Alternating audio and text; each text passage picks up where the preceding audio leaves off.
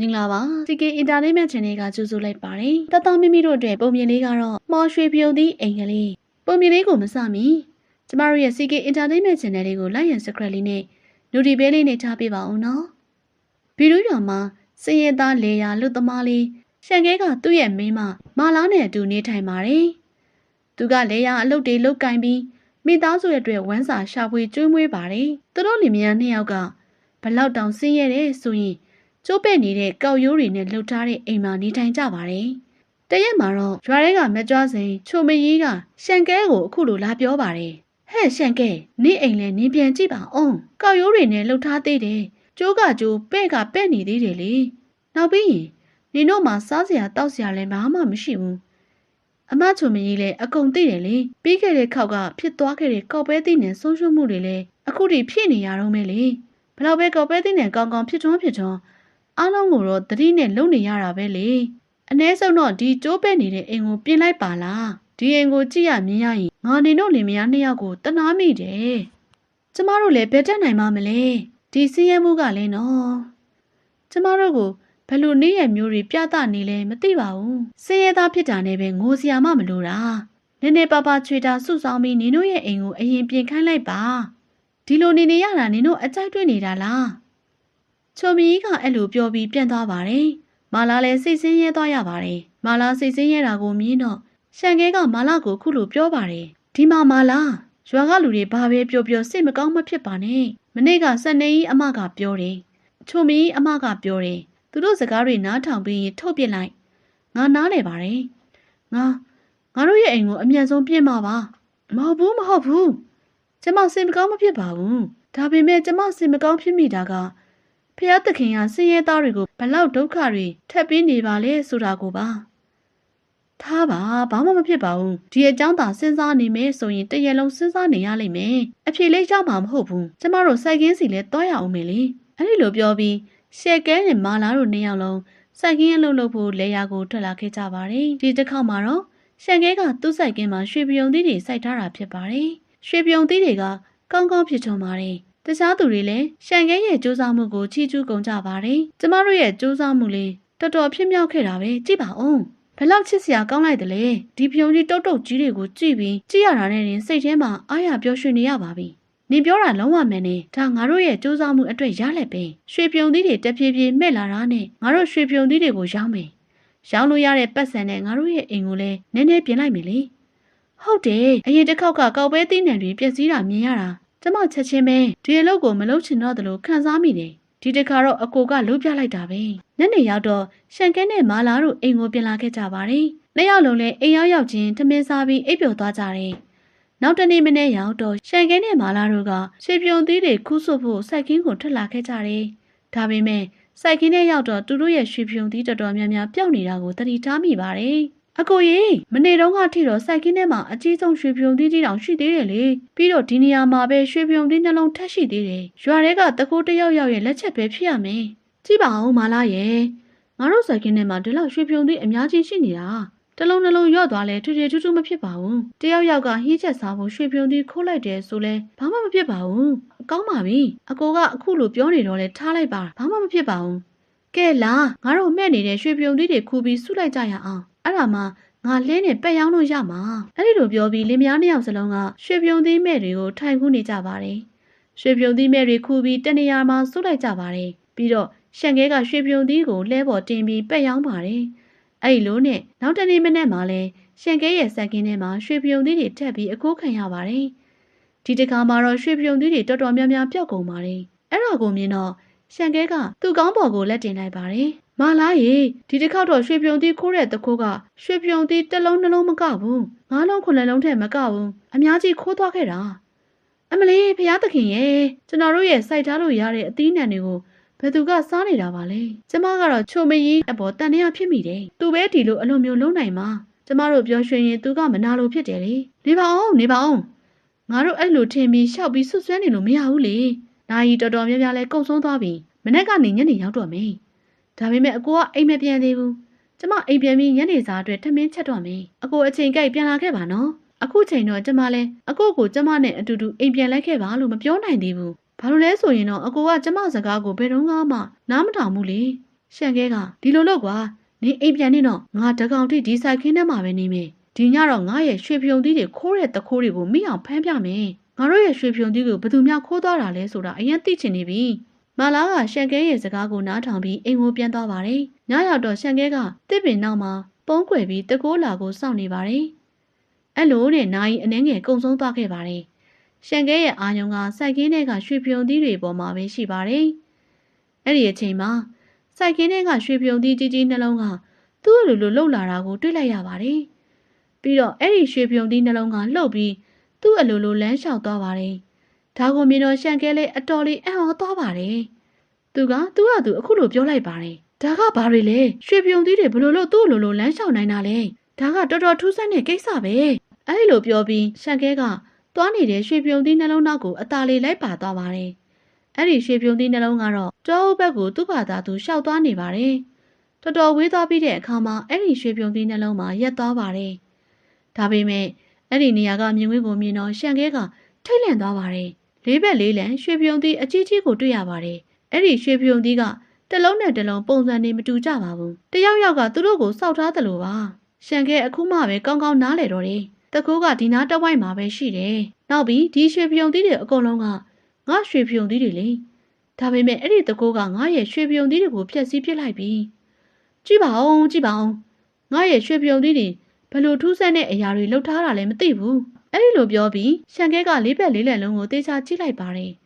်ပြီးတော့သူ့ရဲ့ရွှေဖြုံသီးနှလုံးထဲကတက်လုံးကိုမဖို့လုပ်တဲ့အချိန်မှာရွှေဖြုံသီးနာကအတန်ထွက်ပေါ်လာပါတယ်နေပါဦးအကိုကြီးရဲ့ကျွန်တော်ရဲ့အိမ်ကိုဘယ်ခေါ်သွားမလို့လဲဒီအတန်ကဘယ်ကလာတာလဲဘယ်သူလဲဘာလို့ငါရှိကိုထွက်မလာရတာလဲငါရဲ့ရွှေဖြုံသီးတွေကိုဒီတောအုပ်စီကိုဘာလို့တည်သွားရတာလဲဘယ်သူမှအဲ့လောက်ထိတက်တိတွေရှိနေရတာလဲနေပါအောင်အရင်ဆုံးအောက်ကိုလည်းကြည့်ပါအောင်ကျွန်တော်ကခမားလို့အရက်ရှိရှိမဟုတ်ဘူးဆိုတာမှန်ပါတယ်ဒါပေမဲ့ဘလို့ပုံစံပဲဖြစ်ဖြစ်နေရတာအဆင်ပြေပါတယ်အဲ့ဒီအခါမှာရှန်ကဲလေးအောက်ကိုငုံကြည့်လိုက်ပါတယ်အဲ့ဒီအခါမှာလူပူလေးနှစ်ယောက်ကိုတွေ့လိုက်ရပါတယ်အဲ့ဒီလူပူလေးနှစ်ယောက်ကအစွမ်းနဲ့ရှန်ကဲကိုသူတို့လိုလူပူလေးဖြစ်အောင်လုပ်လိုက်ပါတယ်အခုဆိုရှန်ကဲလည်းသူတို့လိုလူပူလေးဖြစ်သွားပါပြီအဲ့ဒီလူပူလေးနှစ်ယောက်ကရှန်ကဲကိုသူတို့ရဲ့ရွှေဖြုံသီးအိမ်ကြီးကိုခေါ်သွားပါတယ်ရှန်ကဲကနင်တို့ကငါ့ကိုလူပူလေးဖြစ်အောင်လုပ်လိုက်ပြီငါရဲ့မိမကငါ့ကိုတေသွားပြီလို့ထင်ပြီးမနေ့အထိငိုနေတော့မှာပဲမဖြစ်ဘူးငါ့ကိုအရင်လိုပုံစံပဲဖြစ်အောင်ပြန်လုပ်ပေးပါအဲ့ဒီခါမှာလူပူလေးကဘာမှမဖြစ်ပါဘူးငါတို့နင့်ကိုအရင်လိုပြန်လုပ်ပေးမှာပါဒါပေမဲ့နင်တို့စီကယူလာတဲ့ရွှေဖြုံသီးတွေကငါတို့ရဲ့အိမ်ဖြစ်သွားပြီကြည်စမ်းပါအောင်ငါတို့ရဲ့ရွှေဖြုံသီးအိမ်နင်ငါတို့ရဲ့ရွှေဖြုံသီးအိမ်ကိုမြင်နိုင်အောင်ငါနင့်ကိုလူပူလေးဖြစ်အောင်လုပ်ပေးလိုက်တာပါရှန်ကဲကငါဒါရီမြင်တော့အရန်အံ့ဩသွားပြီနင်တို့ကရွှေဖြုံသီးနဲ့အိမ်ဆောက်ထားတယ်ဒါနဲ့နင်တို့ရဲ့ရွှေဖြုံသီးအိမ်ကအရန်ချစ်ဖို့ကောင်းတယ်ငါသာမင်းတို့လိုလူပူလေးဖြစ်ရင်ရွှေပြုံသည့်အိမ်တစ်လုံးကိုတော့တေချာပေါက်ယူသွားတယ်။ငါရဲ့အခုအိမ်ကတော့ကောက်ရိုးလေးတွေနဲ့လှုပ်ထားပြီးကျိုးပဲ့နေပြီ။အဲ့ဒီခါမှာလူပူလေးကကိစ္စမရှိပါဘူး။နင်းရဲ့အိမ်ကိုလှပအောင်လုပ်ပေးမယ်။နင်းလည်းရွှေပြုံသည့်အိမ်လိုချင်တယ်မလား။ရှန်ကဲကဒါပေမဲ့အဲ့ဒါတော့နိုင်လို့လား။နင်တို့ရဲ့ခန္ဓာကိုယ်ကအရန်သေးတယ်လေ။ငါတို့ရဲ့ခန္ဓာကိုယ်ကအရန်ကြီးတယ်။ငါတို့အတွက်ဆိုရင်ရွှေပြုံသည့်ကြီးကြီးရှိဖို့လိုအပ်တယ်။အဲ့ဒီခါမှာလူပူလေးကငါတို့စီမှာအစွမ်းနေရှိပါတယ်ဖြစ်ငါနေ့အတွက်ရွှေပြုံသီးအိမ်ကြီးကြီးစောက်ပေးမယ်ဒါပေမဲ့အပြန်အလှန်အနေနဲ့ငါတို့ကိုရွှေပြုံသီးတွေအများကြီးပြန်ပေးရမယ်ပြီးရင်ငါတို့နေ့ရွှေပြုံသီးစိုက်ခင်းတွေကရွှေပြုံသီးနောက်ဘယ်တော့မှမခိုးတော့ပါဘူးလို့ဂရီပေးပါတယ်ရှန်ကဲကလည်းသူတို့ကိုရွှေပြုံသီးတွေအကုန်ပေးလိုက်ပါတယ်သူတို့လည်းညတိုင်းရှန်ကဲရဲ့အိမ်ကိုလာပြီးရွှေပြုံသီးအိမ်ဆောက်ဖို့လုပ်ပါတယ်ရွာကလူတွေလည်းရှန်ကဲရဲ့အိမ်ရှိမှာရွှေပြုံသီးအများကြီးချထားတာမြင်တော့မင်းကိုနေလာမေးကြပါတယ်ချိုမကြီးကဟဲမာလာရွှေပြုံသီးအများကြီးဘာလို့ချထားတာလဲအဲ့ဒီကမှမာလာကဘာမှမဟုတ်ပါဘူးအမရဲ့ဒီအတိုင်းပဲထားတာပါမာလာလည်းချိုပရီရဲ့မင်းကိုနိုင်ကိုတက်လွဲဖြေလိုက်ပါတယ်ရဲအနှင်းငယ်ကြားတော့လူပူလေးနှစ်ယောက်ကညရင်းချင်းပဲရှန်ကဲရဲ့အတွက်ရွှေပြုံသီးအိမ်ဆောက်ပေးလိုက်ပါတယ်အခုဆိုရှန်ကဲစီမှာလည်းရွှေပြုံသီးအိမ်ရှိသွားပါပြီရှန်ကဲနဲ့မာလာနှစ်ယောက်လုံးမှာလည်းကိုယ့်အိမ်ကိုကြည့်ပြီးအယမ်းဝမ်းသာနေကြပါတယ်။တခြားရွာသူရွာသားတွေကလည်းသူတို့ရဲ့အိမ်ကိုအတော်လေးချီးမွမ်းကြပါတယ်။ပုံမြင်လေးကတော့ဒီမှာပဲပြီးဆုံးသွားပါပြီ။ CK Entertainment Channel ကနေဒီလိုပုံမြင်ဇာတ်လမ်းများကိုဆက်လက်တင်ဆက်သွားမှာမို့ဆက်ဆက်ဆောင်မြောင်ကြည့်ရှုအားပေးနိုင်ပါတယ်။ကျမတို့ရဲ့ CK Entertainment Channel လေးကို Like and Subscribe လုပ်ပြီးတော့အားပေးထားကြပါဦးနော်။ဘေးနားက Notification လေးကိုနှိပ်ပြီးတော့အားပေးသွားကြပါဦး။စင်းရဲသားတားမိနှစ်ယောက်လှုပ်ထားတဲ့မျိုးရိုးရေခဲတက်တာ မင်္ဂလာပါပရိသတ်များရှင်ကျမတို့ရဲ့ CK Entertainment Channel ကနေပြီးတော့ပြန်လည်ကြိုဆိုပါရစေအမေနေပူကြီးထဲမှာအိုးတွေလုံးနေတာဘလောက်တောင်မှကြာပြီလဲလာပါထမင်းစားလိုက်အမေမနဲ့ကလေးကဘာမှမစားရသေးဘူးလေမိခသမီးလေးနွေရာသီကရောက်နေပြီအမေမြေဦးတွေလုံးမရမှာအရန်ပူတော့အိုးတွေရောင်းရတော့မှလေအမေမမလုပ်ရင်ဘသူလုံးမလဲသမီးတို့နှစ်ယောက်စားလိုက်နော်အမေပြီးရင်စားလိုက်မယ်အဲ့လိုပြောပြီးတော့စူရိခါကမြေအိုးတွေကိုလုံနေလိုက်ပါတယ်။သူသမီးဖြစ်တဲ့မိခါနဲ့မဟက်ကအိမ်ထဲဝင်ပြီးတော့ထမင်းစားလိုက်ကြတယ်။ညနေထီစူရိခါကမြေအိုးတွေအများကြီးလုပ်ပြီးတော့ထားထားတယ်။နောက်တနေ့မနေ့ကျတော့သားမိ၃ယောက်လုံးကဈေးထဲကိုသွားပြီးတော့မြေအိုးတွေကိုရှောင်းပါတော့တယ်။လာကြပါလာကြပါရောင်းပါတယ်လာကြပါ။နွေရာသီမှာရေးရေးလေးတောက်လို့ရအောင်လို့မြေအိုးလေးတွေဝယ်ထားလိုက်လေလာပါလာလေ။အိုးကောင်းကောင်းကိုမှလိုချင်ရင်ဒီကအိုးကိုယူနော်။ကြီးလဲကြီးတယ်လှလဲလှတယ်။အိုးတွေမြေအိုးတွေဒီမြေအိုးတွေကဘလောက်လဲညီမရေ90ရူပီးပါကျမကို2အိုးပေးပါဒါပေမဲ့ကျမ2အိုးကို80ပဲပေးမယ်အမရဲ့20ကိုလာမစစ်ပါနဲ့အမက20နဲ့ဘာမှမဖြစ်သွားပါဘူးကျမနဲ့သမီး2ယောက်ထမင်းစားလို့ရပါတယ်ငါကတော့2အိုးကို80ပဲပေးမယ်ကြိုက်ရင်ရောင်းမကြိုက်ရင်မရောင်းနဲ့နားလည်လားဟမ်အမေခဏလေးအခု80နဲ့ရောင်းလိုက်ပါမဟုတ်ရင်နည်းနည်းတောင်မှမရပဲနေလိမ့်မယ်။စူရိခါကသူ့သမီးလေးတွေရဲ့မျက်နှာကိုကြည့်ပြီးတော့နှုတ်ကို80နဲ့ရှောင်းလိုက်ပါတယ်။အဲ့လိုနဲ့မနေ့ကနေညနေအထိနေပူကြီးထဲထိုင်ပြီးတော့သားမိ၃ယောက်လုံးကအိုးတွေရောင်းနေရတာပေါ့။တနေ့ကအပိမန်းခံပြီးတော့ဈေးရောက်လာတော့မှသူတို့သားမိက200ပဲရှာနိုင်ခဲ့ပါတယ်။ရတဲ့ပိုက်ဆံလေးနဲ့စားတောက်ဖို့အတွက်အစားတောက်တွေဝယ်ပြီးတော့ပိုတဲ့မျိုးတွေရှူကအိမ်ကိုပြန်လာခဲ့ကြတယ်။မဟန်သမီးလေးအမေကိုမျိုးတွေကရေအေးအေးလေးတစ်ခွက်လောက်တိုက်ပါလားကွယ်ရေစာနေရလဲလဲချောင်းတော်မှာခြောက်နေပြီဟုတ်ကဲ့မေတမိရှူလာခဲ့မယ်မဟက်ကမျိုးတွေကရေကိုခတ်ပြီးတော့သူ့မိကိုတိုက်လိုက်ပါတယ်အမလီအခုမှပဲရေစာတာတက်တာတော့တယ်အခုမှပဲရေငက်ပြေတော့တယ်အခုလိုမျိုးရာသီဥတုမှာမျိုးတွေကရေကပဲငါ့အတွက်လက်တွဲဖို့ပါတထေးတွေလိုရေခဲတက်တာမရှိတော့လဲဒါကိုပဲအားကိုးရမှာပေါ့ဦးဖះသခင်ဒီနေ့တော့ဈေးကရောင်းလို့မကောင်းဘူးမနေ့ဖြန်တော့အကုန်လုံးရောက်ထွက်သွားအောင်လို့ကူညီပေးပါစူရိခါကသူတို့သားမိ၃ယောက်လုံးအတွက်ထမင်းဟင်းတွေချက်နေခဲ့ပါတယ်ပြီးတော့သူတို့တွေစားတောက်ပြီးတော့အိတ်သွားကြတယ်ဒါပေမဲ့အရန်ပူတဲ့အတွက်ကြောင့်၃ယောက်လုံးကအိတ်လို့မရခဲ့ပါဘူးအမေသမီးတို့အတွက်ဘယ်တော့ပန်ကာဝယ်ပေးမှလဲအရင်ကရှိတဲ့အဟောင်းကလုံးဝကိုပျက်စီးသွားပြီပြီးတော့ချင်းတွေကလည်းအများကြီးပဲလုံးဝအိတ်လို့မရဘူးအမေရဲ့အိမ်ကြီးချင်းတွေမှာဆိုရင်လေပန်ကာတွေလေအေးဆက်တွေအေစီတွေတောင်မှရှိတယ်သမီးတို့အိမ်မှာပဲမရှိတာသူကလေး2ယောက်လုံးရဲ့စကားကိုကြားပြီးတော့စူရိခါကစိတ်မကောင်းဖြစ်သွားပါတယ်ပြီးတော့သူတွေးလိုက်တာကတကယ်လို့ငါယောက်ျားသားအသက်ရှင်နေမယ်ဆိုရင်ငါနဲ့ငါသမီးတွေကအခုလိုဒုက္ခတွေမခံရပါဘူးငါပြောပါတယ်သူ့ကိုအရက်ကိုမတောက်ပါနဲ့ဖျက်လိုက်ပါလို့ဒါပေမဲ့သူကနားမထောင်ဘူးတကယ်လို့သူသာရှိရင်အရန်ကိုကောင်းပါပဲစူရိခါကသူ့ယောက်ျားကိုတရိယာနေရပေါ့ပြီးတော့ငိုနေခဲ့တယ်ဝီနေနဲ့စူရိခါတို့ကလင်မယားတွေဖြစ်ကြပါတယ်။နှစ်ယောက်လုံးကမျိုးလေးတွေလုပ်ပြီးတော့ဈေးထဲမှာရောင်းကြတယ်။ဒါပေမဲ့ဘယ်ကဘလို့ဝီနီကအရက်ဆွဲသွားတယ်မသိပါဘူး။သူကနှိညာအရက်ပဲတောက်တော့တာ။ဘာလုံးမှလည်းမလုပ်တော့ဘူး။တနေ့ကအရက်ဆိုင်မှာပဲထိုင်နေခဲ့တာပေါ့။ပြီးတော့အရက်တွေတောက်တယ်။အဲ့ဒီအရက်တွေကြောင့်ပဲသူတနေ့ကတော့စုံသွားခဲ့တယ်။အခုဆိုရင်တော့စူရိခါကတယောက်တည်းမျိုးလေးတွေကိုလှုပ်ရောက်ပါတယ်။နောက်တနေ့မနေ့မိုးလင်းတော့သူတို့သားမိ၃ယောက်လုံးကဈေးထဲမှာမျိုးလေးတွေရောင်းဖို့အတွက်သွားခဲ့တယ်။လာကြပါလာကြပါရောင်းပါတယ်လာကြပါနွေရာသီမှာရေအေးအေးလေးတောက်လို့ရအောင်လို့မျိုးလေးဝယ်ထားလိုက်လေလာလေအိုးကောင်းကောင်းကိုမှလိုချင်ရင်ဒီကအိုးကိုယူနော်ကြီးလဲကြီးတယ်လှလဲလှတယ်အိုးတွေညိုးတွေညီမရေအိုးလေးတွေအရန်ကိုကောင်းနေနော်ဘယ်ခေတ်ကိုရောက်နေရလဲအခုလိုခေတ်ကြီးမှနေပြီဘာဖြစ်လို့ဒီလိုစကားတွေပြောနေရလဲကဘာဥစာကစကားတွေကိုလာပြောနေရဲ့အခုလိုခေတ်ကြီးမှာအိမ်တိုင်းရေခဲတက်တာရှိတယ်အားလုံးကရေခဲတက်တာတွေကရေအေးလေးကိုပဲတောက်ကြတာပြီးတော့ဒီအိုးတွေကိုဘသူကဝယ်မှာလဲဟုတ်တယ်ဘလောက်ညစ်ပတ်တဲ့မြေကြီးနဲ့လှုပ်ထားလဲမသိရပဲနဲ့ဘာလို့တောက်မှာလဲဒီအိုးတွေကရေကိုတောက်ရမယ်ဆိုရင်တော့ငါအငတ်သေးလိုက်မယ်ဝယ်သူနှစ်ယောက်လုံးရဲ့ပြောစကားတွေကိုနားထောင်ပြီးတော့စူရိခါကစိတ်မကောင်းဖြစ်သွားခဲ့တယ်ဒီနေ့ဆိုရင်သူတို့တွေကတအိုးမှရောင်းမကုန်ပါဘူးအဲ့ဒါကြောင့်ပဲသူတို့ဈေးပိတ်ပြီးတော့သူ့သမီးလေးတွေကိုခေါ်ကအိမ်ပြန်သွားခဲ့တယ်အိမ်ရောက်တော့ချက်ပါတီလုပ်ပြီးမနေ့ကကြံတဲ့ဟင်းနဲ့စားကြပါတယ်။အဲ့ထင်ရောက်မှသူတို့သိလိုက်ရတာက ဟင်းတွေကအကုန်လုံးမကောင်းတော့ပါဘူးအမေဟင်းတွေကမကောင်းတဲ့အနံ့တွေထွက်နေတယ်အနံ့ထွက်မှာပေါ့မမရဲ့နေကပူနေရကိုတမီတို့မှရေခဲတစ်တာမှမရှိတာရေခဲတစ်တာတွေကိုထည့်ထားရင်ဟင်းတွေကမတိုးတော့ဘူးလေငါတို့တွေဟင်းတွေထမင်းတွေအကုန်လုံးကိုမြေအိုးထဲထည့်လိုက်ရင်မတိုးတော့ဘူးလေရေအိုးကိုအပြင်ကနေပြီးတော့ရေဆူနေတဲ့အဝတ်ကလေးနဲ့ပတ်ထားမယ်ဆိုရင်ရေတောင်မှအေးတယ်လေအဲ့လိုပဲထမင်းတွေဟင်းတွေလည်းအေးနေမယ်မတိုးတော့ဘူးပေါ့ငါသမီးလေးကတော်တော်နားလည်နေပဲအမေကအဲ့လိုမျိုးမတွေးခဲ့မိဘူးအဲ့လိုနဲ့အကြီးမလေးကမြေအိုးကိုရေဆုပ်ပြီးတော့အထဲမှာကျန်နေတဲ့အစားအစာတွေကိုထည့်လိုက်ပါတယ်နောက်တနေ့မနေ့မိုးလင်းတော့အစားအစာတွေကိုသူတို့ကထုတ်ကြည့်ကြတယ်သူတို့တွေးလိုက်တော့အစားအစာတွေအကုန်လုံးကပုံမှန်အတိုင်းပါပဲမပုတ်မတူသွားဘူးအဲ့ဒါကိုကြည့်ပြီးတော့သူတို့သားမိတွေပြောသွားကြတာပေါ့အဲ့လိုနဲ့နေတိုင်းသူတို့ကရေနဲ့အတူတူတခြားကြံရှိနေတဲ့ထမင်းဟင်းအကြံတွေအကုန်လုံးအိုးထဲမှာထည့်ထားကြတယ်တစ်ဖက်မှာလည်းဆူရိခါကရေအိုးတွေတစ်လုံးမှရောင်းမရပါဘူး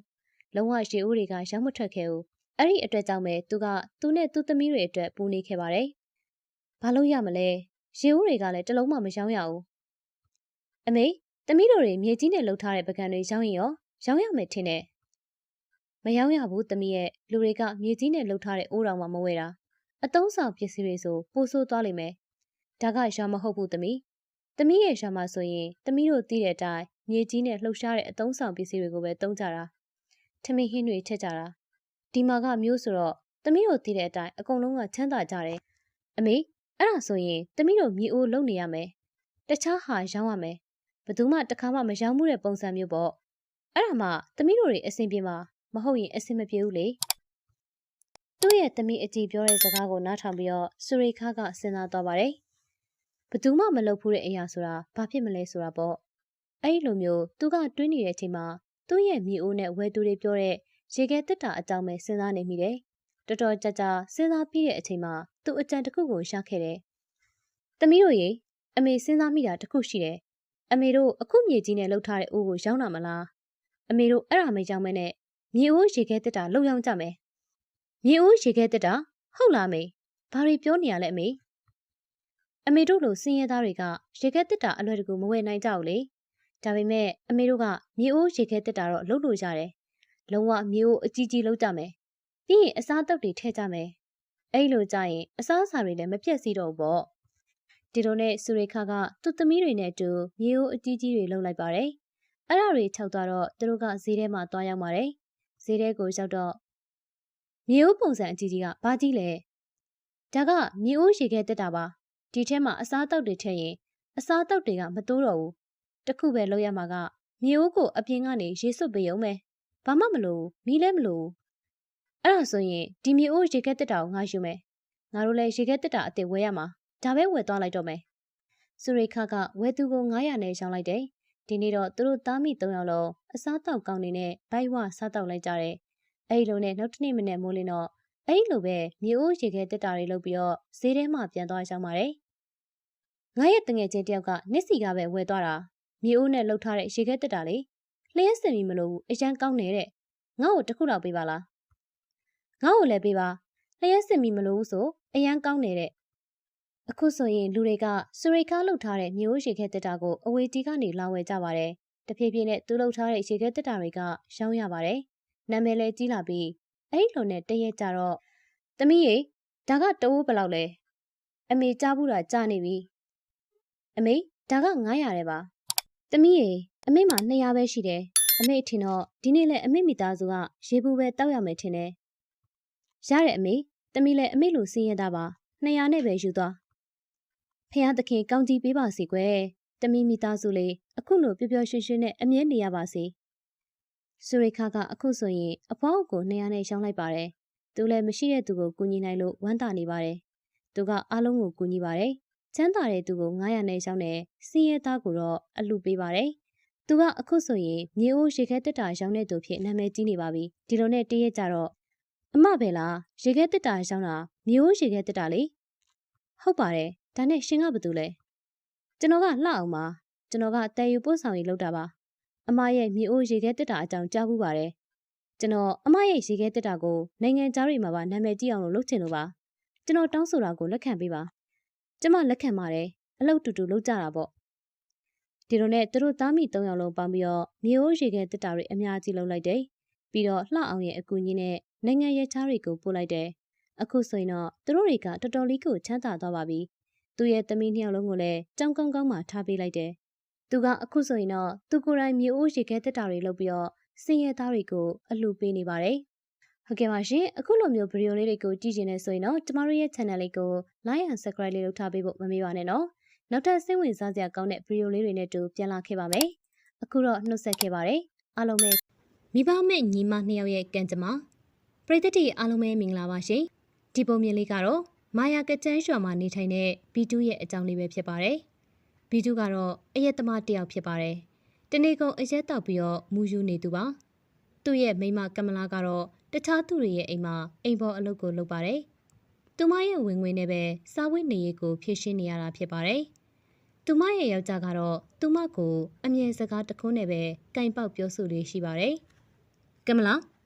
ငါကတားယောက်ျားလေးပဲလိုချင်တာနော်နေတားယောက်ျားလေးပဲမွေးရမယ်အော်အဲ့ဒါတွေကကျမတို့လုံးလို့ရတာမှမဟုတ်တာတော့ဖယားသခင်စီမံရပဲဖြစ်ကြမှာလေအဲ့ဒါကြောင့်ဘာလေးပဲမွေးလာလက်ခံရမယ်လေဒီလိုနဲ့ရင်နှင်းငယ်လောက်ကြတော့ကမလာကကလေးမွေးဖွားကနေအချိန်ကိုရောက်လာပြီးတော့အမွှာလေးကိုမွေးလိုက်ပါတယ်ဒါပေမဲ့ကလေးနှစ်ယောက်လုံးကမိန်းကလေးတွေဖြစ်ပါတယ်ကလေးတွေရဲ့ပါးပေါ်မှာမွေးလာကလေးကပဲအမတ်ကိုစီပါလာကြပါတယ်အဲ့ဒီအမတ်တွေကိုကြည့်ရတာဖယားသခင်ကိုယ်တိုင်ကအမတ်သားလုပ်ပေးလိုက်တယ်လို့ပါပဲဒါပေမဲ့ကလေးတွေကိုမြင်တော့ဘီကျူးကဒေါသထွတ်ထွတ်နဲ့အခုလိုပဲပြောလိုက်ပါတယ်ဟာကွာဒါနင်ဘာလုပ်လိုက်တာလဲတရောင်းစားမငါကနင့်ကိုတားယောက်ျားလေးမွေးဖို့ပြောထားတာလေအဲ့ဒါကိုနင်ကမိန်းကလေးမွေးတာနောက်ပြီးမွေးထားတော့လေအမွှာမိန်းကလေးတယ်လားအော်ရှင့်ကိုကျမတေချာရှင်းပြထားတာပဲလေဒါတွေအားလုံးကဖယားသခင်ရဲ့လက်ထဲမှာပဲရှိတယ်ဟမ်အဲ့ဒါဆိုနင့်ဖယားသခင်ကသူတို့ကိုလာကျွေးမွေးมาတယ်လားဟမ်ငါတို့နှစ်ယောက်ပဲသူတို့ကိုရှာကျွေးနေရမှာလေနောက်ပြီးသူတို့နှစ်ယောက်ကိုဗိုက်ပြအောင်ကျွေးနိုင်မှုငါတို့အာမမခံနိုင်ဘူးရှင်ဘာလို့အဲ့ဒါတွေတွေးပူနေရလဲဖယားသခင်ကသူတို့ကိုလူပြည်ပို့လိုက်မှတော့တခုခုရေးပြီးမှပို့လိုက်တာလေကမလာရဲ့စကားတွေကိုနားထောင်ပြီးတော့ဘီကျူးကပိုလို့တောင်မှစိတ်တူလာပါတယ်နင်ပြောနေတဲ့ပုံစံကမသိရင်ပဲမနဲ့ပြန်ဆိုရင်သူတို့ကတထေးမကြီးတွေဖြစ်လာမှကြနေရပဲပြီးရင်ငါတို့ကပဲသူတို့အိမ်တကားစီသွားပြီးတော့တောင်းရမယ်ပုံစံပဲသူကအိုးဝေမောင်သမားတွေရဲ့တမီးပဲအဲ့ဒီလိုပဲနေရမှာပဲအော်မနဲ့ပြန်ဘာဖြစ်မလဲဆိုတာဘယ်သူမှကြိုမသိနိုင်ပါဘူးဘီကျူးကတော့အဲ့ဒီကလေးတွေကိုကြည့်လိုက်တဲ့အချိန်တိုင်းမှာသူ့မျက်နှာတွေကစိတ်တူပြီးတော့နီးရဲလာပါတယ်ဘာလို့လဲဆိုတော့ဒီကလေးတွေလူလောကထဲရောက်လာတာနဲ့အရင်လိုအရက်ဖိုးတွေအများကြီးမပေးနိုင်တော့မှသိလို့ပဲဖြစ်ပါတယ်ပိုက်ဆံတော်တော်များများကကလေးတွေအတွက်သုံးရတော့မှာပါကမလာကပြောတော့ဒီကလေးတွေရဲ့ကံကြမ္မာမှာဖယားသခင်ကတခုခုရေးထားမှတင်းတည်တယ်တဲ့ဖယားသခင်ကသူတို့ကံကြမ္မာမှာဘာရေးထားပေးလိုက်လဲတော့ငါမသိဘူးဒါပေမဲ့ငါကတော့သူတို့ကံကြမ္မာတခုခုကိုရေးမှာညချိန်ကမလာနှိမ့်နှိမ့်ချိုက်ချိုက်အိပ်ပျော်နေတော့မှဘီကျူးမှာကမလာရဲ့ဘေးနားမှာရှိတဲ့ကလေးနှစ်ယောက်ကိုတိတ်တိတ်လေးကောက်ချပြီးတော့တောထဲကိုခေါ်သွားပါတယ်နင်တို့နှစ်ယောက်ကိုငါတောထဲမှာထားပစ်ခဲ့မှာအဲ့ဒါမှနင်တို့ကိုတော်ရိုင်တိလိษံတွေကကိတ်စားပစ်လိမ့်မယ်ဖခင်ဆိုတာကိုသားသမီးတွေရဲ့အကာအကွယ်တိုင်ဖြစ်ရပါတယ်ဒါပေမဲ့ဘီကျူးကတော့အဖေဆိုတဲ့နာမည်တတပဲရှိတာပါသူ့ရဲ့စိတ်ထဲမှာကလေးတွေအတွက်ဖခင်မေတ္တာတရားဆိုတာမရှိပါဘူးအရက်ကသူ့ရဲ့နှလုံးသားကိုကြောက်ခဲတက်ဖွယ်ဖြစ်အောင်လုပ်ခဲ့ပြီးပါပြီညကြီးမှောင်မှောင်မဲမဲထဲမှာဘီကျူးကကလေးနှစ်ယောက်နဲ့အတူတောကြီးတဲ့ကိုရောက်လာပါတယ်တောထဲမှာတော့တော်ရိုင်တိလိษံတွေရဲ့အော်တန်တွေကိုလည်းသူကြားနေရပါတယ်သူကအတန်တုံရင်စွာနဲ့အခုလိုပဲပြောလိုက်ပါတယ်ငါဒီတောထဲကနေဖြစ်နိုင်သမျှမြင်မြန်ပြန်ထွက်မှာဖြစ်မယ်တော့ကြငါပါတော်ရိုင်တိလိษံတွေရဲ့တားကောင်ဖြစ်သွားအောင်မယ်အဲ့ဒီတောကြီးမြင်မဲထဲမှာတော့သူလည်းအကြောက်တရားကိုရှင်ဆိုင်နေရပါတယ်ဒါပေမဲ့လည်းတော်ရိုင်တိလိษံတွေရဲ့ရန်ကိုကြောက်တဲ့စိတ်ကသူ့ကလေးနှစ်ယောက်ကြောင့်သူ့အရက်မတောက်ရတော့မှကိုကြောက်တဲ့စိတ်ထက်တော့မပူပါဘူးတော်ကြီးတွေကဘန်နာပင်ကြီးအောင်သူ့ရဲ့ကလေးနှစ်ယောက်ကိုထားပစ်လိုက်ပါတယ်တနာစရာကောင်းတဲ့ကလေးတွေကတော့အုံငိုနေရှာပါတယ်ဒါပေမဲ့ကလေးတွေရဲ့ငိုစမ်းကြောင်းလဲသူဘာမှမခံစားရပါဘူးတော်ပါသေးတယ်ငါတော့သူတို့ရဲ့ဝတ်ကနေပြီးတော့ကျွတ်လွတ်သွားပြီသူတို့နှစ်ယောက်ရဲ့ကံကြမ္မာမှာတေးချင်းတရားကိုငါရေးနိုင်ခဲ့ပြီကွဘီကျူးကသူ့ရဲ့ကလေးနှစ်ယောက်ကိုတော်ရိုင်တိလိษံတွေရဲ့အစာဖြစ်ဖို့ထားခဲ့လိုက်ပါတယ် ဒါပေမဲ့လည်းအသက်ရှင်ခြင်းနဲ့တေးခြင်းတရားဆိုတာလူတွေရဲ့လက်ထက်မှာမရှိဘူးဆိုတာကိုသူမေ့သွားပုံရပါတယ်။နောက်တစ်နေ့ရောက်တော့ထိခုတ်သမားတယောက်ဖြစ်တဲ့ဂျတန်ကသူ့ရဲ့မိမလက်ရှမီနဲ့အတူတော်ရဲကိုထိခုတ်ဖို့ရောက်လာကြပါတယ်။တော်ရဲကိုရောက်တော့သူတို့ကလင်းငိုတန်ကိုကြားလိုက်ပါတယ်။ဟဲကလင်းငိုတန်ကဘယ်ကနေကြားနေရတာလဲမသိဘူး။ဂျတန်နဲ့လက်ရှမီကငိုတန်ကြားရနောက်ကိုတွားကြည့်လိုက်ပါတယ်။အဲ့ဒီခါမှာဘန်နာပင်ကြီးအောက်မှာကလေးနှစ်ယောက်ငိုနေရကိုသူတို့တွေ့သွားပါတယ်။ဂျတန်နဲ့လက်ရှမီတို့လည်းပြေးသွားပြီးတော့ကလေးတွေကိုကောက်ချလိုက်ပါတယ်။သူတို့လက်ပေါ်ရောက်တာနဲ့ကလေးနှစ်ယောက်လုံးကအငိုတိတ်သွားပါတယ်။ကလေးတွေကတော်တော်ချစ်စရာကောင်းတာပဲ။သူတို့ကိုဘသူကမှဒီတော့ကြီးထဲမှာပြစ်ထားနိုင်ခဲ့ကြတာလေ။အသက်နှလုံးမရှိတဲ့သူအကျဉ်းသားတရားကိမဲ့သူပဲဖြစ်ရမယ်လက်ရှမီ။မွေးကင်းစကလေးသေးသေးလေးတွေကိုဒီမှာလာပြစ်သွားတယ်ကွာ။ဟုတ်ပါတော့ကလေးတွေကအရန်ချစ်ဖို့ကောင်းတယ်။သူတို့ရဲ့ပါဘော်ကဒီမှတ်လေးတွေကလည်းအရန်ကိုလှတာပဲ။အဲ့ဒီလိုသူတို့နှစ်ယောက်စကားပြောနေကြတဲ့အချိန်မှာပဲကလေးနှစ်ယောက်ကထပ်ပြီးတော့ငိုလာပြန်ပါတယ်။ကလေးနှစ်ယောက်ကဗိုက်စာလိုငိုနေရဲဆိုတာသူတို့သဘောပေါက်သွားပါတယ်။သူတို့လည်းသူတို့ရဲ့အိမ်ကိုမြင်မြန်ပြန်လာကြပါတယ်။လက်မလက်ရှမီကစက်တန်းကိုအခုလိုပြောလိုက်ပါတယ်။ရှင်ဈေးထဲကိုသွားပြီးတော့နွားနို့မြင်မြန်ဝဲခဲ့လိုက်။အဲ့ဒီအချိန်အတွင်းမှာကျမဘေးအိမ်ကနေပြီးတော့နွားနို့သွားတောင်းပြီးတော့ကလေးလေးတွေကိုတိုက်ထားလိုက်ပဲ။လက်ရှမီနဲ့ဂျတန်တို့ကတော့အိမ်အောင်ကြတာနှစ်တွေအများကြီးရှိနေပေမဲ့အခုချိန်ထိတွေ့သွားရင်ချမရသေးပါဘူး။သူတို့ကလည်းဖျားသခင်ကသူတို့ရဲ့ကံကြမ္မာမှာကလေးရမယ်လို့မရှိပေးထားလို့ပဲဆိုတာလက်ခံလိုက်ကြပါတယ်။ဒါပေမဲ့အခုလိုကလေးနှစ်ယောက်ကိုကောက်ရတာတိုက်ဆိုင်မှုတော့မဟုတ်ပါဘူး။ဖျားသခင်ရဲ့ကောင်းကြီးမင်္ဂလာပါပဲ။အဲဒီလိုတွေ့ပြီးတော့သူတို့ကဒီကလေးတွေကိုကျွေးမွေးပြုစုဖို့အတွက်ဆုံးဖြတ်လိုက်ကြပါတယ်။ကလေးတွေကိုကြည့်ရတာဖျားသခင်ကကျမတို့ရဲ့လိုအပ်ချက်ကိုတခါတည်းနဲ့ဖြည့်ဆည်းပေးလိုက်တယ်လို့ပါပဲ။ကြည့်ပါဦးကလေးတွေကထွတ်ထွားလေးနော်အဲ့လိုနဲ့လက်ရှမီနဲ့ဂျတန်တို့ကကလေးတွေကိုတေးထားကျွေးမွေးပြီးတော့ပြည့်စုံဆောင်ရှောက်ပါတယ်တဖြည်းဖြည်းနဲ့အချိန်တွေကုန်ဆုံးလာခဲ့ပြီးတော့ကလေးနှစ်ယောက်လုံးကလည်းအရွယ်ရောက်လာကြပါတယ်ကလေးတွေကိုတော့ခုချီးနဲ့မူစကန်လို့နာမည်ပေးထားပါတယ်သူတို့နှစ်ယောက်လုံးကညံရမ်းကောင်းတော့ပညာသင်ကြားခွင့်ရအောင်ကြိုးစားပြီးတော့ကြောင်းထားပေးပါတယ်တဖြည်းဖြည်းနဲ့အချိန်တွေကကုန်ဆုံးလာခဲ့ပါတယ်တရက်မှာတော့ခုချီးနဲ့မူစကန်တို့ကမြို့တစ်မြို့ရဲ့ဆေးရုံမှာအတော်ဆုံးဆရာဝန်တွေဖြစ်လာကြပါတယ်။နောက်ပြီးအဆေးရုံကိုလည်းသူတို့ပဲစူးစမ်းတိစောက်ထားတာဖြစ်ပါတယ်။ဂျတန်နဲ့လက်ရှမီတို့ကလည်းအိမ်တီတီမှာပူပင်တော့ကမရှိဘဲနဲ့အေးအေးဆေးဆေးနေကြပါပြီ။လက်ရှမီဒီကလေးလေးနှစ်ယောက်ကငါတို့ရဲ့ဘဝတွေကိုပြောင်းလဲပြဖို့ရောက်လာတယ်ဆိုတာငါတခါမှမတွေးမိခဲ့ဘူး။အခုဆိုရင်မြို့ပေါ်ကလူတွေကသူတို့ကိုရောကျမတို့ကိုပါသိနေကြပြီလေ။ဟုတ်တယ်လက်ရှမီရဲ့ငါတို့လည်းလူထင်းကြီးလေးစားခံနေရပြီကွာငါလိုမျိုးထင်းခုတ်သမားတယောက်ကတနေ့မှဒီလိုအိမ်တီတီမှနေနိုင်လိမ့်မယ်ကားနဲ့ရှောက်လှည့်နေရမယ်လို့ဘသူကထင်ထားမှာလဲဒီနေ့ညချိန်မှာတော့ညီမနှစ်ယောက်လုံးကညကျူတီကြားလို့စေးရုံမှရှိနေပါတယ်ခုချီကရုံငန်းထဲမှာထိုင်နေပေမဲ့မူစကန်ကတော့ round လှည့်နေပါတယ်အဲ့ဒီခါမှာခုချီကမိမတယောက်ရဲ့ငိုတန်ကိုကြားလိုက်ရပါတယ်နောက်ပြီးလုံကြုံရေးကသူမကိုအထဲဝင်မှုပြောဆိုနေရကိုလည်းကြားနေရပါတယ်နင်နားမကြောက်ဘူးလားဒီစေးရုံကပုဂ္ဂလိကစေးရုံလေပုဂ္ဂလိကဒီလိုစေးရုံမှာကုန်ကြစိတ်ကအယံများတယ်နင်ဒီမှာစေးကိုဖို့တက်နိုင်မှာမဟုတ်ဘူးသွားတော့ဒီကနေထွက်သွားတော့လုံခြုံရေးရဲ့အတန်ကိုကြားတော့ခုရှိကရုံငန်းထဲကနေပြီးတော့ချက်ချင်းထွက်လာပြီးလုံခြုံရေးကိုအခုလိုပြောလိုက်ပါတယ်ရာမေဒါဘာတွေလုပ်နေရလဲကျမတို့ရဲ့စေးရုံမှာအဲ့ဒီလိုစီးမြင်တွေတတ်မှတ်ထားလို့လားဒီစေးရုံမှာစင်းရဲသားတွေစေးကူလို့မရဘူးလို့တင်ညာထားလို့လားခုရှိရဲ့စကားကိုကြားတော့လုံခြုံရေးကသူမကိုတောင်းပန်လိုက်ပါတယ်။အဲဒီနောက်မှာတော့ခုရှိကအဲ့ဒီအမျိုးသမီးစီသွားပြီးတော့အခုလိုပြောလိုက်ပါတယ်။အမေကြီးဘာဖြစ်လို့လဲ။ဘာလို့ငိုနေရလဲ။ခုကြီးပြောတာကိုနားထောင်ပြီးတော့အဲ့ဒီအမျိုးသမီးကငိုရိုးကခုရှိကိုအခုလိုပြောပါတယ်။ဆရာဝန်မကြီးရဲ့ကျမရဲ့အမျိုးသားကတော်တော်လေးကိုနေမကောင်းဖြစ်နေပါတယ်။သူသွေးတွေလည်းအန်နေပါတယ်။ကျေးဇူးပြုပြီးတော့သူ့ကိုကယ်ပေးပါဦး။ဆရာဝန်မကြီးရဲ့သူ့ကိုကယ်ပေးပါအောင်နော်အမေကြီးရဲ့အမျိုးသားကဘာမှလဲသူကအရှိကလှဲပေါ်မှာသတိလစ်နေပါတယ်ခုချီကအဲ့ဒီအမျိုးသမီးနဲ့တူချက်ချင်းအပြင်ကိုထွက်လာကသူမရဲ့ယောက်ျားကိုဆေးရုံတင်ပြီးတော့စိတ်ကူတာမှုကိုစတင်လိုက်ပါတယ်အဲ့ဒီအမျိုးသမီးကတော့တခြားလူမဟုတ်ပါဘူးခုချီရဲ့အမေချင်းကမလာပဲဖြစ်ပါတယ်အဲ့ဒီလူကတော့သူမရဲ့အဖေဘီကျူပဲဖြစ်ပါတယ်ဆေးတွေစစ်စစ်ပြီးတော့ခုချီကကမလာကိုပြောလိုက်ပါတယ်အမေကြီးရဲ့အမျိုးသားအခြေအနေကအရန်ကိုစိုးနေတယ်။သူကိုမရသွားပြီ အရက်ကသူ့အသက်ကိုလုံးဝဖျက်ဆီးလိုက်ပြီဘာလို့ရမလဲဆရာဝန်မကြီးရဲ့ကျမလည်းသူ့ကိုပြောနေရတာပင်ပန်းနေပါပြီဒါပေမဲ့သူကနားမထောင်ဘူးလေအဲ့ဒီအချိန်မှာသူတို့နာကိုမူစကန်လည်းရောက်လာပါတယ်ကမလာလည်းခုရှိနဲ့မူစကန်ကိုအတူတွဲတွေ့လိုက်ရတော့အံ့ဩသွားပါတယ်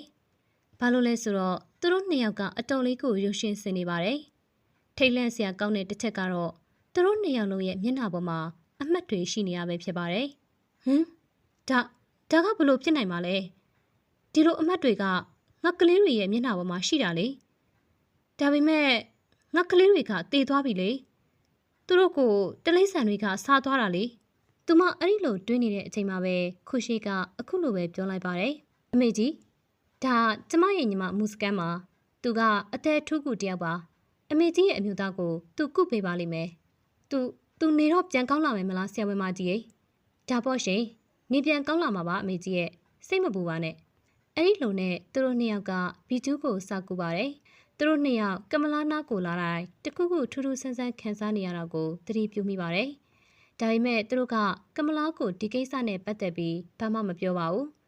တစ်ဖက်မှာလည်းကမလာကအဲ့ဒီလိုပဲခံစားနေရပါတယ်ဒီနေ့မှာတော့ဂျတန်နဲ့လက်ရှမီတို့ကအလုပ်ကိစ္စတစ်ခုကြောင့်ဆေးရုံကိုရောက်လာကြပါတယ်သူတို့နှစ်ယောက်ကိုအဲ့ဒီတောထဲမှာတွေ့ခဲ့တာကမလာမှတ်မိသွားပါတယ်ဒါကဘလို့လှဲ့ခွင့်လဲဖះတစ်ဖက်မှာလည်းဘီတူးကအသက်အစားထိုးကူတာပါတယ်အဲ့ဒီနောက်မှာတော့သူကလုံးဝကိုနေပြန်ကောင်းလာခဲ့ပါတယ်သူဆေးရုံကစိတ်မဲ့ရက်မှာပဲပထမဆုံးအကြိမ်ညီမနှစ်ယောက်ကိုတွေ့လိုက်ရပါတယ်သူလည်းညီမနှစ်ယောက်ရဲ့မျက်နှာပေါ်ကအမတ်ကိုတွေ့တော့လန့်သွားပါတယ်ကမလာကသူတို့ရဲ့မိဘတွေကိုအဲ့ဒီတော်ထဲမှာတွေ့ခဲ့တယ်လို့ပြောပြတော့ဘီတူးကအသေးတန်ငိုပါတော့တယ်ကမလာဒီကလေးနှစ်ယောက်ကငါတို့ရဲ့ကလေးတွေပဲငါကပဲသူတို့ကိုတော်ထဲမှာတေးဖို့အတွက်ထားပစ်ခဲ့တာဒါပေမဲ့ကံကြမ္မာရဲ့လက်ခွက်ကိုကြည့်ပါဦးသူတို့နှစ်ယောက်ကအသက်ရှင်ရုံနဲ့မကဘူးဒီနေ့ငါအသက်ကိုပါသူတို့ကယ်ပေးခဲ့ကြတယ်သူတို့ကိုငါတော်ထဲမှာတေးဖို့ထားပစ်နိုင်ခဲ့တော့သူတို့ကံကြမ္မာမှာတေးချင်းတရားကိုရေးနိုင်ခဲ့ပြီလို့ငါထင်ခဲ့တာဒါပေမဲ့နင်ပြောတာမှန်တယ်ကမလာလူတိုင်းရဲ့ကံကြမ္မာမှာဖះသခင်ကတခုမဟုတ်တခုကိုရေးပြီးမှလူပစ်ကိုလွှတ်လိုက်တာပဲအဲ့ဒါကိုငါတို့လိုလူသားတွေကပြောင်းလဲမပြစ်နိုင်ဘူးလူသားတွေရဲ့လက်ထက်မှာမရှိဘူးကမလားအဲ့ဒီနောက်ခုရှိနဲ့မူစကန်လည်းအဖြစ်မှန်တွေအားလုံးကိုသိသွားပါတယ်ဘီဂျူကသူတို့ကိုတတ်ဖို့ကြံရွယ်ခဲ့တာကိုသိပေမဲ့လည်းသူတို့ဘီဂျူကိုခွင့်လွှတ်လိုက်ကြပါတယ်ဟုတ်ကဲ့ပါပရိသတ်များရှင်ဒီကနေ့ကျမတို့ရဲ့ channel ကနေပြီးတော့တင်ဆက်ပေးခဲ့တဲ့ပုံမြင်လေးကတော့ဒီလောက်ပါပဲရှင်နောက်နေ့ဒီမှာလည်းအခုလိုပဲပုံမြင်လေးတွေကိုနားဆင်ကြနေဆိုရင်တော့ကျမတို့ရဲ့ channel လေးကို like and subscribe လေးလုပ်ပေးခဲ့ကြဖို့အတွက်တောင်းဆိုချင်ပါတယ်နော်ဒီဗီဒီယိုလေးကိုအဆုံးထိကြည့်ရှုပေးခဲ့ကြတဲ့အတွက်လည်းပရိသတ်တရားချင်းဒီတိုင်းကိုကျေးဇူးအထူးပဲတင်ရှိပါတယ်ရှင်ခရမ်းသီးနဲ့စောက်ထားတဲ့အင်္ဂလိပ်မင်္ဂလာပါရှင်ကျမတို့ရဲ့ CK Entertainment Channel ကနေပြီးတော့ပြန်လည်ကြိုဆိုလိုက်ပါတယ်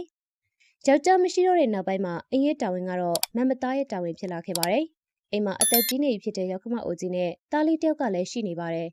သူတို့လေးတွေရဲ့ဘိုက်ကိုဖြည့်ဖို့အတွက်မမသားကတတိတယောက်ရဲ့စိုက်ကင်းမှာအလုပ်လုပ်ပါတယ်ဒီနေ့သူမစိုက်ကင်းဘက်ကိုသွားနေတဲ့လမ်းမှာငှက်ကလေးတစ်ကောင်ကစူးပိနေကြတဲ့ကိုရှောင်းနေရတွေ့သွားပါတယ်ခရမ်းရောင်ငှက်ကလေးပါလားဒီလိုအယောက်ရှိတဲ့ငှက်မျိုးငါအရင်ကတခါမှမတွေ့ဘူးသေးဘူးငါသူ့ကိုကူညီပေးတင်တယ်မမသားကအဲ့ဒီငှက်ကလေးကိုကူညီပြီးတော့အပင်တွေကနေလွတ်အောင်လို့လှုပ်ပေးလိုက်ပါတယ်အဲ့ဒီနောက်မှာတော့မမသားကသူ့လို့ဖို့အတွက်စိုက်ကင်းစီကိုဆက်သွားပါတယ်ဒီတစ်ခါအသီးနှံတွေကကောင်းကောင်းဖြစ်တာပဲတတိမကတော့ငါ့ကိုရှိတူးတော့မှာအဲ့ဒီခါမှာပဲတတိမရောက်လာခဲ့ပါတယ်အရန်ဝမ်းတာနေဖို့မလိုပါဘူးနေ့ရဲ့လောအားကြောင့်မဟုတ်ဘူးငါတို့ရဲ့မျိုးစေ့တွေကကောင်းလို့အသီးနှံကောင်းကောင်းဖြစ်ထွန်းတာဟုတ်လားဒီလအတွက်နေ့ရဲ့လောအားကပဲဒါပေမဲ့လောအားကအရန်နေတဲ့တတိမရဲ့ဟုတ်လားနှစ်ကလေးနေမကောင်းလို့နေခွင့်ယူသေးတယ်လေအဲ့ဒီနှစ်ရက်အတွက်လောအားကဖြတ်လိုက်တာဒါပေမဲ့အမအဲ့လိုဘယ်လိုများလုပ်ရတာလဲ။အော်ငါဘာလို့ရမလဲမလုပ်ရဘူးဆိုတာနင်းကတင်ပေးမယ်ပေါ့။မနေ့ပြန်ကစပြီးတော့နေလောက်လာစရာမလိုတော့ဘူးကြားလား။မမသားလည်းစိတ်မကောင်းစွာနဲ့အိမ်ကိုပြန်လာပါတယ်။အိမ်ပြန်ရောက်တော့သူမရဲ့နာမကျဖြစ်နေတဲ့ရောက်ခမအိုကြီးနဲ့သားလေးကတော့ပစ္စည်းတွေနဲ့အိမ်ပြင်မှာမတ်တိုက်ရှမ်းနေကြပါတယ်။ထွေးမရဲ့ဖះသခင်ကအမေတို့ရဲ့ကံတရားမှာဘလောက်ဒုက္ခတွေများထည့်ပေးထားလဲမသိပါဘူး။ရောက်ခမအိုကြီးကိုထားပြီးတော့ငရွယ်နှုတ်ပြိုတဲ့သားကိုကြတော့ဖះကခေါ်သွားတယ်။အခုကြပြန်တော့လေအိမ်ကိုပါထပ်ပြီးတော့လူယူသွားပြန်ပြီ အမေတို့မစိုးရင်ကြပါနဲ့အခုလောလောဆယ်ကျမရဲ့ညီမရီနူးရဲ့အိမ်ကိုပဲသွားကြရအောင်မမ်မသားကတော့သူမရဲ့ရောက်ခမနဲ့တားကိုခေါ်ပြီးတော့ရထားနဲ့မြို့ပေါ်ကသူမရဲ့ညီမအိမ်ကိုရောက်လာပါတယ်ဟဲမမမမ်မသားတို့ပါလားအစင်ငေါပြေးကြရဲ့လားမမ်မသားလည်းသူမကိုဖြစ်ကြောင်းကုန်စင်ရှင်းပြလိုက်ပါတယ်အမမမ်မသားရဲ့နောက်၄ရက်နေရင်ကျမရဲ့ရောက်ကတိနဲ့ရောက်ခမရောက်မတို့ကကျမအိမ်ကိုရောက်လာကြလိမ့်မယ်သူတို့မရောက်ခင်ထိတော့အမတို့ဒီအိမ်မှာနေလို့ရပါတယ်သူတို့ရောက်လာရင်တော့ညီမဘာပြောချင်လဲဆိုတာအမသိတယ်မလားနေစိတ်မပူပါနဲ့ဒီ၄ရက်အတွင်းငါအလုပ်ရှာလိုက်ပါမယ်ပြီးရင်ငါတို့အိမ်ကနေပြီးတော့အများဆုံးထွက်သွားပါမယ်အဲ့လိုနဲ့၄ရက်အတွင်းမှာမမသားကမြို့ထဲမှာအလုပ်တွေပိုက်ရှာပါတယ်ဒါပေမဲ့သူမဘယ်မှအလုပ်မရခဲ့ပါဘူးတဖြည်းဖြည်းနဲ့အချိန်၄ရက်ကလည်းကုန်ဆုံးလာခဲ့ပါပြီရီနူရေဒီ၄ရက်အတွင်းနင်ငါတို့ကိုနေစရာပေးတယ်စားစရာပေးတယ်အဲ့ဒီအတွက်နင်ကိုကျေးဇူးအများကြီးတင်ပါတယ်အခုငါတို့သွားတော့မယ်ဒါပေမဲ့အမကဘယ်သွားမှာလဲကန်တီယာကခေါ်တဲ့နေရာပေါ့အဲ့ဒီလိုနဲ့သူတို့တွေကရီနူးရဲ့အိမ်ကနေပြီးတော့ထွက်လာကြပါတယ်သူတို့လည်းနေစရာနေရာအစ်စ်ကိုရှာပါတယ်ဒါပေမဲ့တွားရင်နဲ့ညနေဆောင်လာခဲ့ပါတယ်သူတို့နေစရာနေရာကိုတော့ခုထိရှာမတွေ့သေးပါဘူးတနေ့ကုန်လဲဆာလောင်မွတ်သိပ်ပြီးတော့သူတို့ကနေစရာဟင်းလင်းမြစ်တစ်ခုပဲတွေ့ပါတယ်ကြည့်ရတာကျမတို့ဒီညတော့ဒီနေရာမှာပဲအိပ်ရတော့မယ်ထင်တယ်အဲ့လိုနဲ့သူတို့တွေလည်းဟင်းလင်းမြစ်မှာထိုင်လိုက်ကြပြီးလမ်းမင်းကြီးကိုငေးကြည့်နေကြပါတယ်အစင်ပြေးလာမှမသားအခုချိန်မှာနေရန်ခက်ခဲနေတယ်ဆိုတာငါသိပါတယ်အဲ့ဒါကြောင့်ငါနင့်ကိုကူညီပေးဖို့ရောက်လာတာပါဟင်နင်ကစကားလေးပြောရတာလားနောက်ပြီးနင်ကငါ့ကိုဘာလို့ကူညီပေးချင်တာလဲဘာလို့လဲဆိုတော့အဲ့ဒီနေ့ကနင်ငါတက်ကိုကယ်တင်ပေးခဲ့တာလေအဲ့လိုပြောပြီးတော့ငှက်ကလေးကနတ်သမီးတစ်ပါးတွင်ပြောင်းသွားပါတယ်နင်ကတကယ်ပဲနတ်သမီးလားဟုတ်တယ်အဲ့ဒီနေ့ကငါကငှက်ကလေးတွင်ပြောင်းပြီးတော့လူလောကကိုခဏလာလဲတာလေဒါပေမဲ့အဲ့ဒီပင်မှာငါပိတ်မိသွားတယ်နင်ကငါရဲ့အသက်ကိုကယ်ပြီးတော့လွတ်အောင်လုပ်ပေးခဲ့တယ်အဲ့ဒီနောက်အဲ့ဒီရွာမှာငါနင့်ကိုအကြာကြီးလိုက်ရှာခဲ့တယ်ဒါပေမဲ့နင့်ကိုဘယ်မှမတွေ့ခဲ့ဘူးငါနင့်ကိုကူညီပေးခြင်းနဲ့ငါနင့်ကိုဘယ်ကနေစပြီးတော့ကူညီပေးရမလဲအဲ့ဒီအချိန်မှာပဲဟင်းလင်းပြင်မှာကြာနေတဲ့ခရမ်းသီးကိုသူမကမြင်သွားပါတယ်ဟုတ်ပြီဟိုခရမ်းသီးနတ်သမီးကအဲ့ဒီခရမ်းသီးကိုတကုန်းနဲ့မမ်းမှုတ်လိုက်တော့ခရမ်းသီးတွေအများကြီးပွားလာပါတယ်ခဏအကြာမှာတော့အဲ့ဒီခရမ်းသီးတွေကနေအလင်းရောင်တစ်ခုထွက်ပြီးတော့ခရမ်းသီးတွေနဲ့ပြုတ်လုထားတဲ့အိတ်တလုံးအဖြစ်ကိုပြောင်းလဲသွားပါတယ်အဲ့ရဲ့အပြင်ဘက်မှာတော့ခရမ်းသီးစိုက်ခင်းဖြစ်လာခဲ့ပါတယ်အဲ့ဒီစိုက်ခင်းထဲမှာလည်းခရမ်းသီးတွေကအများကြီးတီးနေပါတယ်နင်တို့အားလုံးဒီအိမ်ထဲမှာအေးအေးဆေးဆေးနေလို့ရသွားပြီပြီးတော့တစ်သက်လုံးကုန်မသွားတဲ့ဒီခရမ်းသီးတွေကိုရှောင်ပြီးတော့နင်တို့ရှာစားလို့ရသွားပါပြီကျေးဇူးအများကြီးတင်ပါတယ်နတ်သမီးလေးရဲ့အခုဆိုရင်သူတို့၃ယောက်ကအဲ့ဒီခရမ်းသီးတွေနဲ့လှုပ်ထားတဲ့အိမ်မှာပျော်ပျော်ရွှင်ရွှင်နဲ့နေထိုင်သွားကြပါတယ်ရေကြီးနေတဲ့ရွာကတက်တာအိမ်သာမင်္ဂလာပါပရိသတ်ကြီးတို့ရေကျမတို့ရဲ့ CK Entertainment Channel လေးကနေပြီးတော့ပြန်လည်ကြိုဆိုပါရစေမိုးစင်းနဲ့အနီတာတို့ကရွာလေးတရွာမှာလက်ဖက်ရည်ဆိုင်ဖွင့်ထားပါတယ်ဆိုင်ကနေရှာလို့ရတဲ့ပိုက်ဆံတွေနဲ့ပဲမိုးစင်းနဲ့အနီတာတို့မိသားစုစားဝတ်နေရေးကိုဖြည့်ရှင်းကြပါတယ်အိမ်မှာတော့အနီတာရဲ့ရောင်မနဲ့ကလေး2ယောက်ရှိပါတယ်ရောက်ကိုလက်ဖက်ရည်ရပါပြီအကိုရေလက်ဖက်ရည်နဲ့ဘီစကစ်လေးပေးပါဦးရောက်ကိုဒီမှာပါဒီမိုးကစလာပြန်ပြီလွန်ခဲ့တဲ့3ရက်ကလေးကရွာနေရအခုထီကိုမတိတ်သေးဘူးငါတော့မနေ့ပြန်မနေ့ကျရင်ရွာကနေမြို့ကိုထွက်သွားဖို့အတွက်စဉ်းစားနေတာဘယ်ချိန်ဘာဖြစ်လာမလဲဆိုတာမသိနိုင်ဘူးလေရွာကလူတွေကဒီလိုစကားတွေပဲပြောနေကြပါတယ်အနီတာလည်းသူတို့ရဲ့စကားကိုကြားပြီးတော့စိုးရိမ်နေပါတယ်သူမကရေးကြည့်ပြီးတော့ဆယ်ကျိုးမကိုအတော်လေးကြောက်နေပါတယ်အဲ့ဒီအကြောင်းတွေကိုတွေ့ပြီးတော့အနီတာကညညဆိုရင်လည်းအိတ်မပြောပါဘူးတညမှာတော့ရွာသူရွာသားတွေအော်တောင်းနေနဲ့ပြေးလွှားနေကြပါတယ်အဲ့ဒီစူညံတန်တွေကိုကြားတော့အနီတာကအရန်ကိုစိတ်ပူသွားပါတယ်သူတို့အိမ်နီးနားချင်းတွေဖြစ်တဲ့ရှာနဲ့သူ့ရဲ့ဇနီးတို့ကခေါင်းပေါ်အထုပ်တွေတဲပြီးတော့တွားနေကြပါတယ်ဘာဖြစ်လို့လဲအကိုရှာအကိုတို့ဒီပစ္စည်းတွေယူပြီးတော့ဘယ်သွားမလို့လဲရွာကလူတွေကရောဘယ်သွားနေကြတာလဲအမလီအနီတာရေညရေကတော်တော်လေးကိုတက်နေပြီဒီနေရာကနေပြီးတော့မြ мян ထွက်သွားကြဖို့လဲသတင်းမှကြီးညာလိုက်ပြီအနီတာလည်းမိုးစေးကိုမြ мян သွားနှိုးပါတယ်ဒါပေမဲ့အရန်နောက်ကျသွားပါပြီညရေတွေကရွာထဲထိဝင်လာကုန်ပါပြီရွာတစ်ခုလည်းရေကြီးမှုတံကိုခန်းစားနေရပါပြီရွာကအိမ်တွေကလည်းရေထဲမှာနစ်မြုပ်ကုန်ကြပါတယ်အမလီဖះရဲ့ကျမတို့ဘလို့လုပ်ရပါတော့မလဲဒီရေတွေကနေကိုဟာကိုဘလို့ကဲရမလဲဗန်ဒီပင်ကီမြ мян ထကြမမေတို့လည်းဒီကနေပြီးတော့ထွက်သွားရမယ်အမဒါတွေကဘာတွေဖြစ်နေရလဲ ကျမတို့အိမ်တစ်ခုလုံးလည်းရေတွေနဲ့ပြည့်နေပြီ။မနိုအနီတာနင်တို့ပစ္စည်းတွေကိုမြန်တဲကြ။ငါတို့ဒီကနေပြီးတော့အမြန်ဆုံးထွက်သွားရမယ်။အဲ့လိုနဲ့သူတို့လည်းအထုပ်တွေတဲပြီးတော့ထွက်သွားကြပါတယ်။ရေကတဖြည်းဖြည်းနဲ့လူတွေရဲ့ရှင်ပန်းနာထိကိုရောက်လာပါတယ်။တွိုင်းရင်နဲ့မိုးစေးရောအနီတာရောအရန်ကိုပင်ပန်းနေပါပြီ။မိုးစေးကသူ့ရဲ့သားကိုပခုံးပေါ်ထမ်းထားပါတယ်။အကြာကြီးသွားနေပေမဲ့လည်းသူတို့ဘယ်မှအိမ်သာရှာမတွေ့ပါဘူး။အမေရေသမီးအပေါ့အရန်သွားကျင်နေပြီ။သမီးအမေနဲ့ဟိုနားလောက်ထိလိုက်ခင်နော်။အမေသမီးကိုအပေါ့သွားလို့ရမယ့်နေရာပြပေးမယ်။အနီတာလည်းပင်ကီကိုအိမ်သာစီခေါ်လာခဲ့ပေမဲ့အိမ်သာတွေအကုန်လုံးကပျက်စီးနေပါတယ်။အမေရေဒီမှာကအိမ်သာတွေအကုန်ပျက်စီးနေပြီ။ဒီမှာအပေါ့သွားလို့ရမှာမဟုတ်ဘူး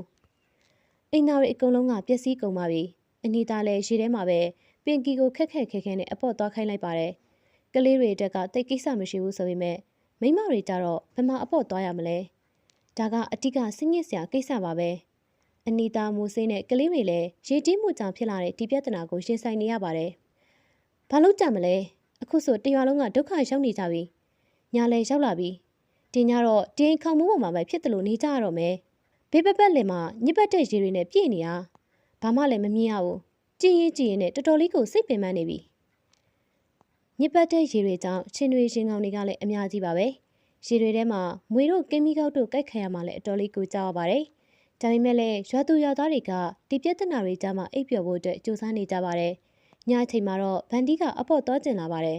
။အမ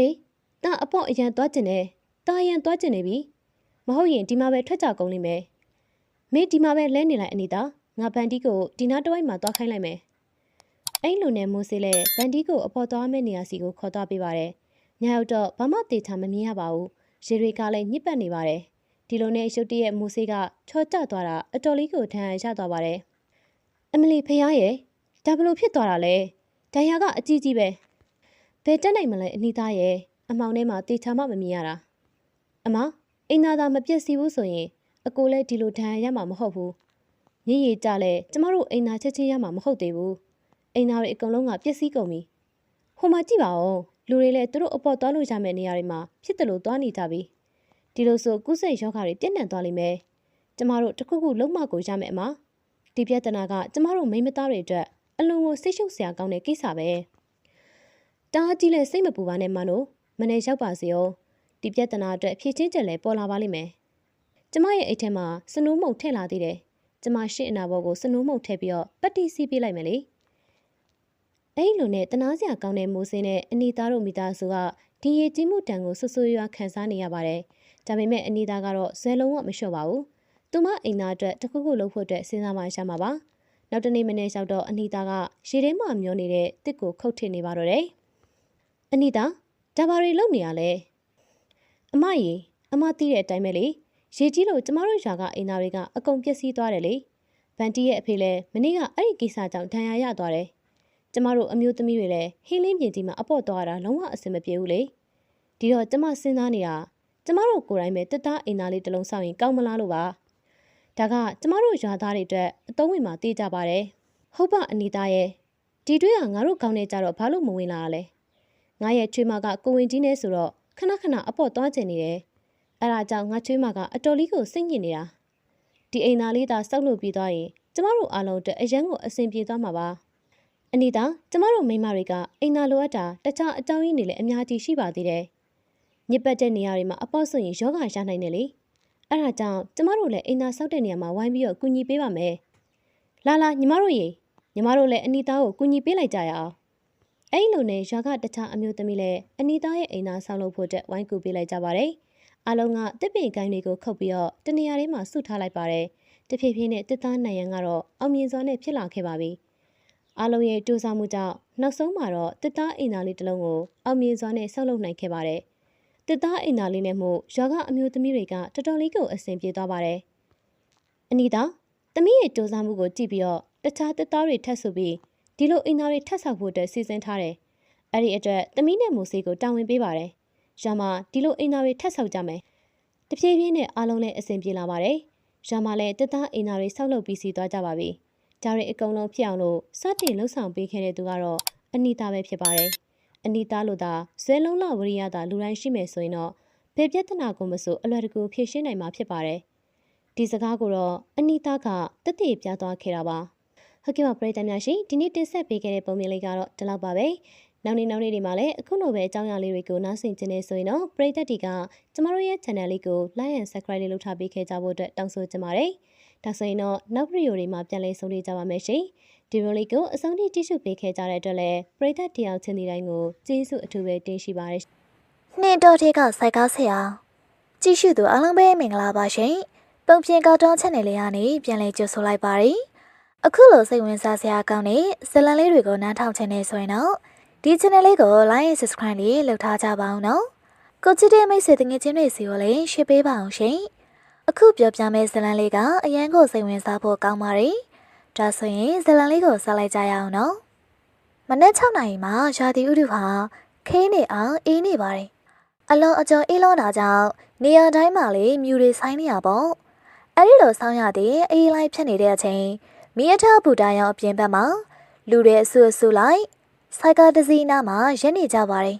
သူတို့ဝိုင်းကြည့်နေကြတဲ့စိုက်ကားပေါ်မှာတော့မာတစ်ဆိုတဲ့အဖိုးကြီးတစ်ယောက်ဟာအသက်မရှိတော့ပဲတောင်ခင်းနေပါပြီဦးလေးမဟာတီရဲ့အရန်အေးတဲ့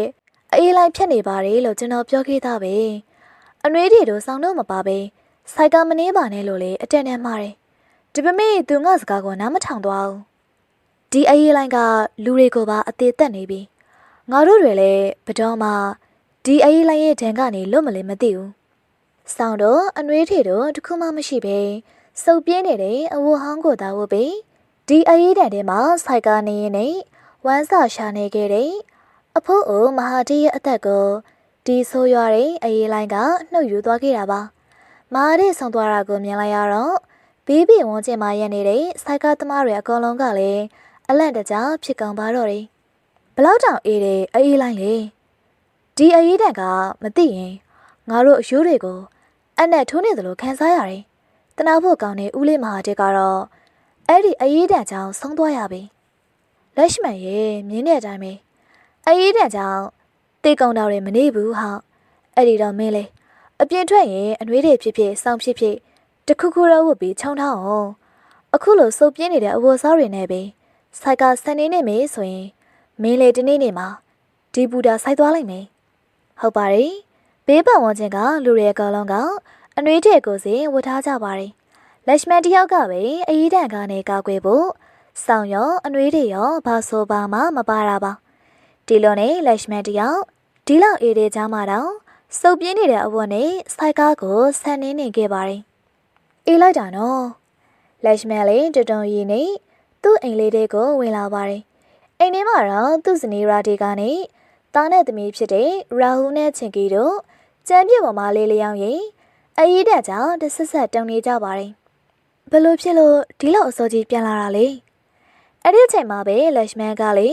တနာဖို့ကောင်းတဲ့မဟာတေဆုံပါသွားတဲ့အကြောင်းကိုရာဒီကာကိုပြောပြလိုက်ပါတယ်ဖះဒီအေးလိုင်းကတော့လူတွေအသက်ကိုပါလိုက်နှုတ်နေပြီပဲဒီနေ့ဆိုစိုက်ကားတွေကအထွက်နားကြတယ်ဒီနေ့ပတ်စံရလာရင်အိမ်အတွက်ကုံချောက်ကုံချမ်းလေးတစ်ခုခုတော့ဝေမေးလို့တွေးထားတာဒီပေမဲ့အခုလိုကိစ္စကမထင်မှတ်ပဲဖြစ်သွားတယ်ရာဒီကာနဲ့လက်ရှမန်တို့လင်မယားနှစ်ယောက်လေဘဝကိုစစ်စစ်ရေးရေးဖြတ်တန်းနေရရှာပါတယ်အဲ့ဒီနောက်တော့လက်ရှမန်လေတမီသားစုလုံးနှွေးထွေးသွားအောင်လို့ဂုံရိပ်တွေနဲ့ဆက်ချုပ်ထားတဲ့စောင်းကြီးကိုခြုံပေးလိုက်တယ်အဖေတားအတွက်အနှွေးတွေလေးတစ်ထေလောက်ဝေလာပေးပါဦးတားတို့မှာအနှွေးတွေမရှိတော့အရန်ချမ်းတာပဲဟုတ်တယ်ဖေသမီးတို့တငယ်ချင်းတွေအကောင်လုံးမှာအနှွေးတွေရှိကြတယ်သမီးတို့မှာပဲမရှိတာခလေးတို့မင်းတို့ဖေကစိုက်ကနေပြီးရှာကျွေးနေရတာအဲ့ဒီတော့ပတ်စံများကြီးမရဘူးဆိုတာကိုသိတယ်မလားပတ်စံရှိလာရင်တော့တားတို့ကိုအနှွေးတွေဝေပေးမှာပါခဏကြာမှာတော့လက်ရှမန်ကအချမ်းပြအောင်လို့အိမ်ထဲမှာထင်းမိဖို့ဖိုးလိုက်ပါတယ်တမီသားစုလုံးလေးနှွေးအောင်လို့မီးပုံရှေ့ထိုင်ပြီးအတူတူမီးလောင်ကြတာပေါ့ရာဒီကာရဲ့ဒီနေ့ကောင်အိမ်ထဲမှာကြီးထိုင်နေတာထက်အပြင်လေးထွက်ပြီးအလုံးလုံးမှကောင်းမိတယ်နေငါဟိုဒီရွာနီးချုပ်ဆန်နာမှာစိုက်ကသွားနေကြည့်လိုက်အောင်မေအဲ့ဒီမှာခီးသေးလေးပါလေးရရင်ပတ်စံရတာပေါ့ဒီနေ့စိုက်ကပိုက်ရှင်ကိုလည်းငွေပြန်သွင်းအောင်မှဆိုတော့လေအဲ့ဒါဆိုရှင်ဒီကုန်းနေအိတ်တွေကိုယူသွားအပြင်မှာအရင်အေးနေအောင်မလို့တကူလုံးလုံနေအောင်ခြုံထားရာဒီကာရဲ့အ အခုဆောင်ငါကကျင်သားရနေပါပြီငါနေတိုင်းလို့ဘာအနှွေးတွေမှမပါပဲအပြင်ထွက်နေကြပါရှင်းပါသားရှင်နေတိုင်းထွက်တာကထွက်တာပဲဒီပေမဲ့အခုတော့အဲ့လိုထွက်လို့မရတော့ကျမရှင့်ကိုဘာမှဆူဆူရွာမဖြစ်စေချင်အပြင်မှာအရန်အေးတယ်ဒီအိတ်တွေကိုယူချုံသွားလိုက်ဒီပေမဲ့ငါဒီအိတ်တွေကိုယူသွားရင်မင်းနဲ့ကလေးတွေဘလို့လို့နှွေးအောင်နေမလဲဖေဖေကလည်းတမီတို့တွေတနေ့လုံးမီးထိုင်လှုံနေလို့ရတာပဲမီးပေါင်ရှည်ထိုင်နေမှာဆိုတော့တမီတို့လည်းအချမ်းပြစ်မှာပါလက်ရှမန်တို့မှာတမီသားစုလုံးနေလို့စောင့်တထဲတော့မရှိပါဘူးသူတို့ရဲ့အကောလုံးကအရေးတက်ကိုလုံအောင်ကားဖို့အတွက်ဂုံဒီအိတ်တွေနဲ့လှုပ်ထားတဲ့စောင့်ကိုပဲခြုံခဲ့ကြရပါတယ်လက်ရှမန်လေးရာဒီကာနဲ့ကလေးတွေရဲ့တိုက်တွန်းမှုကြောင့်ဂုံဒီအိတ်ဆောင်ကိုခြုံရင်ရွာနီချုပ်ဆက်ကဘတ်စကားမက်တိုင်းတစ်ခုစီကိုစိုက်ကနင်းလာခဲ့ပါတယ်ဒီညမှာတော့ခီးတဲ့ကောင်းကောင်းလေးရမယ်လို့မျှော်လင့်ရတာပဲအဲ့လိုမှပဲဒီနေ့တွက်ချဲကြိုက်မယ်အဲ့ဒီအချိန်မှာပဲအဲ့ဒီရွာကစိုက်ကသမားအချို့ဟာလက်ရှမန်စီကိုချင်းကပ်လာကြပါတယ်ဟဲ့အောင်မင်းစိုက်ကားကိုနေပြီးဒီကနေထွက်သွားလိုက်တော့ဒီနေရာကငါတို့ရဲ့အပိုင်နေမြေပဲအကူတို့ရဲ့ကျွန်တော်ခီးတယ်လေးနင်းနေလောက်ပဲခေါ်သွားပါရစေပြီးတာနဲ့ကျွန်တော်ဒီကနေထွက်သွားပါမယ်ငါမင်းကိုဘယ်နှခါပြောမှလဲဒီကနေထွက်သွားလိုက်တော့ထိုရွာကစိုက်ကားသမားတွေကလေလက်ရှမန်ကိုမောင်းထုတ်လိုက်ကြပါတယ်လက်ရှမန်လေးဘတ်စကားမတိုင်ကနေခလလန်လမ်းမပေါ်မှာရပ်နေခဲ့တာပေါ့ဒီမှာခီးတဲ့တယောက်မှလည်းမလာကြပါလားဒီမှာရမရဆိုတာမသေးချောင်းလက်ရှမန်တယောက်ပစ္စလင်းနေနေပါပါရလို့ရညာမျောလိမ့်ပြီးတခြားရွာကိုရောက်လာခဲ့ပါတယ်ဒီပေမဲ့ညနေရောက်တဲ့အထိအဲ့ဒီမှာရပ်နေပေမဲ့လက်ရှမန်ခမခီးတဲ့တယောက်တောင်မှမရခဲ့ပါဘူးအခုတော့နေဝင်ကနေပြီမို့အေးတက်ကပြန်ဆလာခဲ့ပါပြီညနေတောင်စောင်းပြီဒီပေမဲ့အခုထိခီးတဲ့တယောက်မှမလောက်အခုတော့ငါးရွာငါပြန်လာပဲကောင်းမယ်လမ်းမှာခီးတဲ့လေးတယောက်စားနှစ်ယောက်စားတွေ့ပါစေလို့ဆုတောင်းနေအဲ့လိုမှပဲငွေတို့ငွေစလေးနေနေရတော့မှာလက်ရှမန်လေးဆိုင်ကားကိုနေပြီးတော့သူ့ရွာသူပြန်လာခဲ့ပါတယ်ဒီလိုနဲ့လမ်းတနေရာရောက်မှာတော့ကားတစ်စီးအပြင်မှာယောက်ျားတစ်ယောက်မိန်းမတစ်ယောက်နဲ့ကလေးနှစ်ယောက်ရဲ့နေတာကိုသူတွေ့လိုက်ရပါလေရောသူတို့တွေကဘသူတွေလဲလက်ရှမန်လေးသူတို့စီကိုပဲတက်မမန်သွားလိုက်ပါတယ်အကိုကြီးလမ်းကြုံရင်ကျွန်တော်တို့ကိုဒီနာကရွာတရွာကိုလိုက်ဖို့ပေးလို့ရမလားဗျာကျွန်တော်တို့ကလုံးဝပြတ်သွားလို့ပါရတာပေါ့ထိုင်ကြပါထိုသားမိသားဖ၄ယောက်စလုံးကလည်းလက်ရှမန်ရဲ့စိုက်ကားပေါ်တက်ထန်လိုက်ကြပါတယ်အဲ့ဒီနောက်မှာတော့လက်ရှမန်လေးအေးတဲ့ကြောင့်တကူလုံးတုံကြီးစွာနဲ့ပဲစိုက်ကားကိုစတင်အားဆိုင်နေပါတော့တယ်လက်ရှမန်စီထားတဲ့ဖနက်ခမလေးအမိကတူတူခုံကပါအကူကြီးဒီလောက်အေးနေတာကိုဘာလို့အနှွေးတွေမဝတ်တာလဲအမရဲ့ကျွန်တော်မှဝတ်စရာအနှွေးတွေကိုမရှိတာပါဒါဆိုလေတထေးလောက်ဝေလိုက်ပါလားအကိုရဲ့အခုလိုမျိုးအေးလိုက်တဲ့မှာအနှွေးတွေမပါပဲစိုက်ကဆန်နေရင်ခမဖျားလိုက်မယ်ဆရာရဲ့ကျွန်တော်ကဖနက်ကောင်းကောင်းတင်ရတော့ဝေးဖို့မတက်နိုင်ပါဘူးအနှွေးတွေဝေးဖို့ဆိုတာကဝေးပါသေးတယ်ဗျာလက်ရှမန်တယောက်ဆင်းရဲဒုက္ခတွေအကြောင်းရုန်းကန်နေရတာကိုကြားရတော့စိုက်ကားပေါ်ကမိသားစုကလည်းစိတ်မကောင်းဖြစ်သွားကြပါတယ်ခဏကြာမှတော့လက်ရှမန်ကသူတို့လေးယောက်ကိုရွာတွေကသူတို့အိမ်သားအထိလိုက်ပို့ပေးခဲ့ပါတယ်ဒီရူပီ900ကိုယူသွားပြီးခမကလေးတွေနဲ့ခမအတွက်အနှွေးတွေကောင်းကောင်းဝတ်လိုက်ပါဒီလိုအေးလိုက်တဲ့မှာဘာအနှွေးတွေမှမပါပဲအပြင်းမနေနေတာကျမရဲ့အတွက်မကောင်းပါဘူးပတ်စံလေးလေးမြူးမြူးမြဲမြဲရလိုက်ပြီးကလေးတွေအတွက်အနှွေးတွေလေးတွားပြည့်ဝဲအောင်ပါပဲလက်ရှမန်လေးရှိတဲ့ပတ်စံလေးနဲ့အနှွေးတွေဟောင်းနှစ်ထည်ကိုဝဲကအိမ်ပြန်လာပြီးတော့သူ့ကလေးနှစ်ယောက်ကိုဝတ်ပေးလိုက်တာပေါ့ဒီအနှွေးတွေနဲ့သာဆိုရင်သားတို့တွေလုံးဝမချမ်းဘူးအဖေရဲ့ဟုတ်ပါဒီအနှွေးတွေကအရန်နှွေးတာပဲကလေးနှစ်ယောက်ကလည်းအနှွေးတွေကိုဈေးဝယ်ရင်ပျော်နေကြပါတယ်ကလေးတွေပျော်နေရကိုဘေးအနှောက်ရှက်မှမျက်စိမကျပါစေနဲ့အနှွေးတွေရသွားတော့ကလေးတွေဘလောက်တောင်ပျော်နေကြလဲဆိုတာကြည့်ပါအောင်ရှင်ဟုတ်ပါလားဒီကငါတို့ကလေးတွေဒီလိုလေးပဲပျော်ရွှင်နေကြပါစေအဲ့ဒီနောက်လက်ရှမန်တို့တမီသားစုလုံးလေးမီးပုံဖိုးပြီးတော့အတူတူမီးလုံနေခဲ့ကြပါတယ်စင်ရင်နွယ်ပါမှုကလက်ရှမန်တို့မိသားစုကိုခြေလန်းတိုင်းမှာအခက်အခဲတွေနဲ့ကြုံစေခဲ့ပါတယ်ဘလို့ပဲဖြစ်ဖြစ်နေ့ရက်တွေကတော့ဒီလိုပဲကုံဆုံးသွားခဲ့ပါတယ်လက်ရှမန်ကတော့နေတိုင်းလိုဂုံဒီအိတ်ဆောင်ကိုခြုံပြီး နှင်းတော်ထဲမှာစိုက်ကားကိုခောက်တုံခောက်ပြန်နင်းနေခဲ့ပါတယ်။အခုတော့သူကမြဒီနေ့ကိုခီးသည်3-4ရက်လောက်ပဲရပါတော့တယ်။ဒီလိုနဲ့ဒီနေ့မှာတော့ညနေဘက်ကြီးအေးတဲ့ကြောင့်လက်ရှမန်တို့အရေးခေါင်းမိုးကရုတ်တရက်ပြိုသွားခဲ့ပါတယ်။လက်ရှမန်တို့မိသားစုကလည်းအရင်ပြန်ဖက်ချန်ဝင်းတွေကနေဒီအဖြစ်ကိုကြည့်နေကြတာပေါ့။ဖះဒီခေါင်းမိုးကဘယ်လိုလုပ်ပြီးတော့ကျိုးသွားတာလဲ။ငါတို့စင်းရဲသားတွေမှာဘာတွေလာကြုံနေရတာလဲ။ပြဿနာတွေကဒီလောက်များရတဲ့အထက်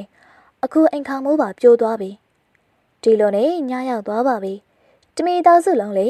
ခေါင်းမိုးမရှိတော့တဲ့အိမ်ရဲ့ကျမ်းပြင်မှာလေးလျောက်နေကြပါတယ်။ဆောင်းလေအေးတွေကလေအိမ်ထဲကိုတူဦးနဲ့တိုက်ခတ်နေကြတာပေါ့။ဖေတာရချမ်းတာပဲ။ဖေသမီးလည်းအရင်ချမ်းနေပြီ။အဲ့ဒီပေါက်သွားတဲ့ခေါင်းမိုးကလေးတွေကဇက်တိုက်ဝင်နေရပဲ။ကျမတို့တွေဒီအရေးတန်နဲ့တော့ဘလို့မှအိတ်လို့ရမှာမဟုတ်ဘူး။ဒီပမေဒီမှာပဲရအောင်အိတ်ရမယ်။အပြစ်မှဆိုဒီထက်တောင်ပိုအေးတယ်။အဲ့ဒီနောက်မှာတော့တမီသားစုလုံးလေတုံရီနဲ့အိမ်တော့မှာကပ်ပြီးအရေးတန်ကိုအန်တုနေခဲ့ရပါတယ်။နောက်တနေ့မှာတော့တညလုံးအေးမိထားတဲ့တန်းကြောင့်ကလေးနှစ်ယောက်စလုံးကအဖျားကြီးဖျားနေပါပြီ။ကလေးတွေတော့အဖျားကြီးဖျားနေကြပြီ။ငါကလေးတွေကိုအခုဘယ်လိုလုပ်ပြီးဆေးကန်ခေါ်သွားရမလဲ။ငါမှပတ်စံလဲလုံလုံလောက်လောက်မရှိဘူး။ခေါင်းပေါ်ကခေါင်းမိုးကလည်းပေါက်နေပြီ။အရှင်ဖျားရဲ့ကျမတို့စင်းသားတွေရဲ့ဒုက္ခတွေကိုဖြေရှားပေးပါဦး။ပတ်စံကမရှိခေါင်းမိုးကမရှိနဲ့ကလေးတွေကလည်းဖျားနေကြပါပြီ။အပေါ်ကအရေးတန်ကလည်းဇက်တိုက်ဒုက္ခပေးနေပါသေးတယ်။ဒီလိုနဲ့ခဏကြာမှာတော့ခေါင်းမိုးကိုလည်းပြင်းဖို့လိုတယ်။အခုလောလောဆယ်ငါလေးစိုက်ကားထွက်မှဖြစ်မယ်။ရာဒီကာရဲ့ငါရွာဘက်မှာနေလေလောက်ထိစိုက်ကားနေလိုက်အောင်မေးပြီးတာနဲ့ငါတော်တဲ့ခဏသွားပဲထင်းခုတ်လာခဲ့မေးဒီလိုမှပဲငါတို့တွေဒီခေါင်းမိုးကိုပြန်ပြင်နိုင်မှာခေါင်းမိုးကိုပြန်ပြင်နေမယ့်အစားပလတ်စတစ်နဲ့ပဲဖုံးလိုက်ကြရအောင်အဲ့လိုကားလိုက်ရင်ကျမတို့တွေချမ်းတော့မှာမဟုတ်ဘူးဟုတ်တာပဲမင်းပြောတာမှန်နေအဲ့ဒီပလတ်စတစ်စာတွေကဈေးလေးပေါ်တယ်အဲ့ဒီနောက်လက်ရှမန်ကလေစိုက်ကားကိုနေရင်ရွာဘက်ကိုထွက်သွားခဲ့ပါတယ်ဒီလိုနဲ့ဒီနေ့လုံးရွာရဲ့အေးတော်ထဲမှာတုံရင်နဲ့စိုက်ကားနင်းနေခဲ့တာပေါ့ဒီလိုနဲ့နေတွေရက်တွေကုံဆုံးသွားခဲ့ပါတယ်ရှေ့ရကြတဲ့အခါမှာတော့လက်ရှမန်စီမှာရူဘီ1000စုမိနေပါပြီငါဒီရက်ပိုင်းရှာလို့ရသမျှစုထားတာရူဘီ1000တော့ရပြီရာဒီကာရဲ့ငါဒီပတ်စံနဲ့ပလတ်စတစ်စကောင်းကောင်းဝေပြီးတော့ခေါင်းမိုးပေါ်မှာကားလိုက်မယ်နောက်တနေ့မှာတော့လက်ရှမန်တယောက်စုထားတဲ့ပတ်စံနဲ့ပလတ်စတစ်ကောင်းကောင်းတစ်စားကိုဝေလာခဲ့ပါတယ်အချိန်ကတော့ညနေဆောင်မှာတမီတောက်စုလုံးအရင်ပြင်ဘက်မှာရင်းနေကြတာပေါ့ရှင်ဒီပလတ်စတစ်စကိုအမိုးပေါ်တံမိုးပေါ်ကျမကူပေးမယ်အဲ့ဒီအချိန်မှာပဲရုတ်တရက်ဆိုသလိုလက်ရှမန်ရဲ့အိမ်နံရံတစ်ခုကပြိုကျသွားခဲ့ပါတယ်ဖះဘလို့ဖြစ်ရလဲငါတို့အိမ်နံရံပါပြိုကျသွားပြီငါတို့တွေကြမှာဘလို့တွေဖြစ်နေရတာလဲငါတို့စီကမှပြဿနာတွေကဘာလို့တစ်ခုပြီးတစ်ခုလာနေရတာလဲရာဒီကာတို့ဒီမိသားစုလုံးလေမချီတင်ခင်ဝမ်းနေကုန်ကြတာပေါ့အခုကျမတို့တွေခေါင်းမိုးကိုပဲပြင်ရမှာလားဒါမှမဟုတ်နေရံကိုပဲပြင်ရမှာလားငါတို့စင်းသားတွေရဲ့ဘဝမှာငြင်းချမ်းမှုဆိုတာမရှိဘူးထင်ပါတယ်ဟာငါတို့တစ်ခုခုတော့လုပ်ရအောင်ရာဒီကငါတို့တွေဒီချန်ထဲမှာထင်းချောက်ခကြီးကြီးတွေစိုက်ပြီးတာနဲ့ပလတ်စတစ်နဲ့ပဲတစ်တလုံးဆောက်ပြီးနေကြရအောင်ဘာလို့လဲဆိုတော့မှောက်လဲမှောက်လာပြီအရေးတက်ကလည်းပိုပြီးအေးလာပြီအဲ့ဒီနောက်ရာဒီကာနဲ့လက်ရှမန်တို့လင်မြားနှစ်ယောက်စလုံးထင်းချောက်ကြီးတွေကိုကိုစီတေလာကြတာပေါ့လက်ရှမန်လည်းမီးမွေးပြီးတာနဲ့ရာဒီကာနဲ့ကလေးတွေကိုမီးပေါင်နားမှာထိုင်ခိုင်းလိုက်ပြီမြေကြီးတွေတွင်းစတူပါတော့တယ်ဖះအေးလိုက်တာဟုတ်တယ်အရင်အေးလာပြီမီးပုံပေးမှာခဏလောက်လာထိုင်ပါအောင်မဟုတ်ဘူးရာဒီကအရေးဆုံးတေးပြအောင်ဆောက်ဖို့ရေးကြည့်တယ်မဟုတ်ရင်ငါတို့တွေတညလုံးဒီချန်ထဲမှာအေးတဲ့ခရရလိမ့်မယ်လက်ရှမန်လေးဒူးစရာရှိတာသာဆက်တူးနေခဲ့ပါတယ်အေးတက်ကအရင်ပြင်းထန်လာတာကြောင့်လက်ရှမန်ရဲ့အခြေအနေကလည်းစတင်ဆိုးရွားလာခဲ့ပါတယ်အဲ့ဒီချိန်မှာပဲလက်ရှမန်လေးပေါတူနဲ့အားကုန်ရိုက်ချလိုက်တော့သူ့ပေါတူကမြေကြီးတွေကပစ္စည်းတစ်ခုခုကိုတောက်ခနဲ့သွားထိပါလေရောဘာတန်လေးဟာလက်ရှမန်လေးမြေကြီးတွေကိုဖေးရှားလိုက်တော့ရွှေဟိုးတလုံးကိုတွေ့လိုက်ရပါတယ်ဒါပါလေဒါရွှေဟိုးတလုံးပဲလက်ရှမန်လေးချက်ချင်းဆွတ်တယ်လို့ရာဒီကာနဲ့ကလေးတွေကိုခေါ်ပြီး အဲ့ဒီရွှေအိုးကိုမြေကြီးတွေကနေမားယူလိုက်ပါတယ်။ဒါတကယ်ရွှေအိုးပဲ။ဟုတ်ပါရာဒီကရေလုံးဝအံ့ဩစရာပဲ။ငါတို့တွေတော့ရွှေအိုးတွေ့ပြီ။လက်ရှမန်လေးအရန်ပြောသွားခဲ့ပါတယ်။အခုတော့ငါတို့ရဲ့ပြဿနာတွေမှတ်သမျှအကုန်ပြီးသွားပြီရာဒီက။အဲ့ဒီအတွက်လည်းဖះသခင်ကိုကျေးဇူးအများကြီးတင်ပါတယ်။လက်ရှမန်နဲ့ရာဒီကာတို့လည်းအဲ့ဒီရွှေအိုးကိုရလိုက်တာကြောင့်အပျော်ကြီးပျော်နေကြတာပေါ့။နောက်တစ်နေ့မှာတော့လက်ရှမန်ကအဲ့ဒီရွှေအိုးကိုရောင်းလိုက်တော့ပတ်စံအများကြီးရလာခဲ့ပါတယ်။အဲ့ဒီနောက်လက်ရှမန်လေးသူ့အိမ်ဟောင်းလေးကိုဖြိုးချပေးမိုးလုံလေးလုံးနဲ့အိမ်ကြီးတစ်လုံးကိုခိုင်ခိုင်မာမာဆောက်လိုက်ပါတယ်။ပြီးတော့သူ့ကိုယ်ပိုင်စိုက်ကားတစ်စီးဝေလိုက်ပြီးတော့ရွာမှာပတ်စံရှာရင်သူ့မိသားစုနဲ့အတူဘဝကိုပျော်ပျော်ရွှင်ရွှင်ဖြတ်သန်းသွားပါတော့တယ်။အခုဇလန်လေးကိုကြိုက်နေတတ်တယ်ဆိုရင်တော့လိုက်လေးပေးသွားပါအောင်နော်။နောက်ထပ်စိတ်ဝင်စားစရာပုံပြင်နေဖြစ်ရမှဇလန်လေးတွေကိုဆက်လက်အားပေးကြည့်ရှုခြင်းနဲ့ဆိုရင်တော့ channel လေးကို subscribe လေးလုပ်ဖို့မမေ့ပါနဲ့နော်။ဗီဒီယိုလေးကိုစုံကြည့်ရှုပေးကြတဲ့ချားရပရိသတ်တယောက်စီတိုင်းကိုကျေးဇူးထူးပဲတင်ပါတယ်ရှင်။လောဘကြီးတဲ့စက်သားတွေကြည့်ရှုသူအားလုံးပဲမင်္ဂလာပါရှင်။ပုံပြေကတော့ channel လေးကနေပြန်လေးကြိုဆိုလိုက်ပါရစေ။အခုလိုစိတ်ဝင်စားစရာကောင်းတဲ့ဇလန်လေးတွေကိုနားထောင်ခြင်းနဲ့ဆိုရင်တော့ဒီ channel လေးကို like and subscribe လေးနဲ့အားပေးကြပါအောင်ရှင်။ကိုချစ်တဲ့မိတ်ဆွေတငယ်ချင်းတွေစီကိုလည်း share ပေးပါအောင်နော်။အခုပြောပြမယ့်ဇလန်လေးကအရန်ကိုစိတ်ဝင်စားဖို့ကောင်းပါတယ်။ဒါဆိုရင်ဇလန်လေးကိုစလိုက်ကြရအောင်နော်။ရွာတူရွာမှာရှိခါဆိုတဲ့လောဘကြီးတဲ့စက်သားတွေတယောက်ဟာသူ့ရဲ့မိန်းမကော်ရီနဲ့သမီးနှစ်ယောက်ဖြစ်တဲ့ပိုင်နဲ့အနီတာတို့နဲ့အတူသူ့ရဲ့အိမ်ကြီးလေးထဲမှာနေထိုင်ကြပါတယ်။ရှိခါကအဲ့ဒီရွာထဲမှာပဲကြံရောင်ပေါ်အတွက်ဆိုင်ကယ်လေးတစ်ခန်းကိုငှားထားပါတယ်။ဒီပမေတနေ့ရောင်ရတဲ့စက်သားပမာဏကတော့နေလုံးရှာပါတယ်။ဒီလိုနဲ့တမနဲ့မှာတော့ရှိခါဟာစက်တွေအများကြီးရှိတဲ့အဲ့ဒီရွာကမွေးမြူရဲ့ခြံတစ်ခြံကိုသွားခဲ့တယ်။ကြက်ခြံကိုရောက်တော့ခြံပိုင်ရှင်ကိုဒီလိုပြောလိုက်တာပေါ့။ဆရာကြီးဒီမှာရူပီ1000ကျွန်တော်ကြက်ကောင်းကောင်းဆေးကားလောက်ပေးစမ်းပါ။ရှိခါလေးအယောင်းဝယ်ကိစ္စပြီးတာနဲ့ကြက်ဆေးကောင်းကိုသူ့ဆိုင်စီကိုယူသွားခဲ့ပါတယ်။ရှိခါရင်ငါ့ကိုကြက်သားကောင်းကောင်းလေးတစ်10 ကီလိုလောက်လှီးပေးပါအောင်။ဟုတ်ကဲ့အခုချက်ချင်းလုပ်ပေးပါမယ်။ရှိခါလေးဖောက်တယ်မှားတဲ့အတိုင်းကြက်သား10 ကီလိုလုံးကိုရောင်းပေးလိုက်ပါတယ်။ဒီလိုနဲ့ခဏကြာမှတော့ဒီနေ့ကြက်သားတွေမြန်မြန်နဲ့ကုန်သွားတာပဲ။အခုတော့မြို့တက်ပြီးကြက်သားမဆလာမောင်းသွားဝယ်အောင်ပါပါ။ရှိခါလေးဆုံးဖြတ်ပြီးတာနဲ့ဆိုင်ပိတ်ပြီးမြို့တက်လာခဲ့ပါတယ်။ဒီလိုနဲ့သူသွားနေရင်လာနေရင်ဖုံထွားနဲ့ကျွေးကောင်ကြီးတွေအများကြီးရှိတဲ့ကျွေးချက်တစ်ခုနာကိုရောက်လာခဲ့ပါတယ်။ဘာရီကြည့်နေရလဲငါညီမင်းရဘာတူလဲ။ဘာမှမဟုတ်ပါဘူးဗျာ။ခမည်းရဲ့ကျွေးကြီးတွေကိုသဘောကျလို့ကြည့်နေရပါ။ကျွန်တော်တို့ရွာမှာဒီလောက်အကောင်ကြီးတဲ့ကျွေးမျိုးပိုင်းနေသူဘယ်သူမှမရှိဘူး။မင်းတို့ရွာမှာတင်ဘေးဟုတ်မလဲကွာ။ဒီတမျိုးလုံးပတ်ရှာလဲ။ဒီလိုကျွေးမျိုးရှာတွေ့မှာမဟုတ်ဘူး။ဒီကျွေးတွေကငါးစီမှာပဲရှိတာ။ကျွန်တော်ကြက်တွေလည်းဒီလောက်ကြည့်ရင်ကောင်းမှာပဲဗျာ။အဲ့ဒီလိုကြက်အကြီးကြီးတွေကိုပေါ်ပြီးသားရောင်းနိုင်လို့ကတော့ကျွန်တော်နေချင်းညချင်းတထေးဖြစ်မှာပဲ။ကဲအဲ့ဒါဆိုငါမင်းကိုလှုပ်ဝက်ချက်တစ်ခုပြောပြရမလား။ကျွေးချက်ပိုင်ရှင်အားကြီးလေတူတူလေးလှမ်းပြောပြီးတော့ရှိခါကိုဆွေလိုက်ပါတယ်။မင်းရဲ့ကြက်တွေဘလောက်ပဲတိတိညံ့ညံ့အချိန်တိုးလေးအတွင်းမှာတင်သူတို့ရဲ့အလေးချိန်ကိုငါးစားဖြစ်အောင်လုပ်လို့ရတယ်။ဗျာဘယ်လိုလုပ်ပြီးတော့လဲ။ရှိခါလေသူ့နာနဲ့ကြားရတာတော့မယုံနိုင်သလိုဖြစ်လောက်တဲ့အထိအံ့ဩသွားတာပေါ့။မင်းဘသူ့ကောင်မှတော့ပြန်မပြောနဲ့နော်။ငါမှအထူးပေါ်ဆက်ထားတဲ့စစ်တမျိုးရှိတယ်။ငါကျွေးတွေကိုအစာကျွေးတိုင်းအစာတဲ့အဲ့ဒီဆေးကိုရောပြီးတော့ကျွေးနေကြ။အဲ့ဒီဆေးပါတဲ့အစာလေးစားပြီးအောင်ဘေးပြောကောင်းမလဲကွာ။မျက်စိတမိတ်လာတွင်းပါတယ်။ငါကျွေးရအကုန်လုံးဒီလိုဖုံးထွားကြီးဖြစ်လာတာပဲဟိ။ရှိခါလေဒါကိုကြတော့မအံ့ဩပဲမနေနိုင်တော့ပါဘူး။ဗျာဘယ်လိုလုပ်ပြီးတော့ဖြစ်နိုင်မှာလဲ။ဘယ်လိုဆင်းမျိုးမလို့လဲအကိုရဲ့အဲ့ဒီဆေးကိုစားပြီးရင်ကျွန်တော်ချက်တွေတကယ်အကောင်ကြီးလာမှာလား။ဒါပေါ့လုံးဝဖြစ်နိုင်တာပေါ့။ဒါပေမဲ့ဒါကလှုပ်ဝက်ချက်နော်။ဘသူ့ကောင်မှသွားပြတ်မပြောပြနဲ့။အာဂျီလေးရှိခါကိုသူ့အိမ်ထဲခေါ်သွားလိုက်တယ်။အဲ့ဒီအခန်းထဲကိုရောက်တော့မြင်လိုက်ရတာက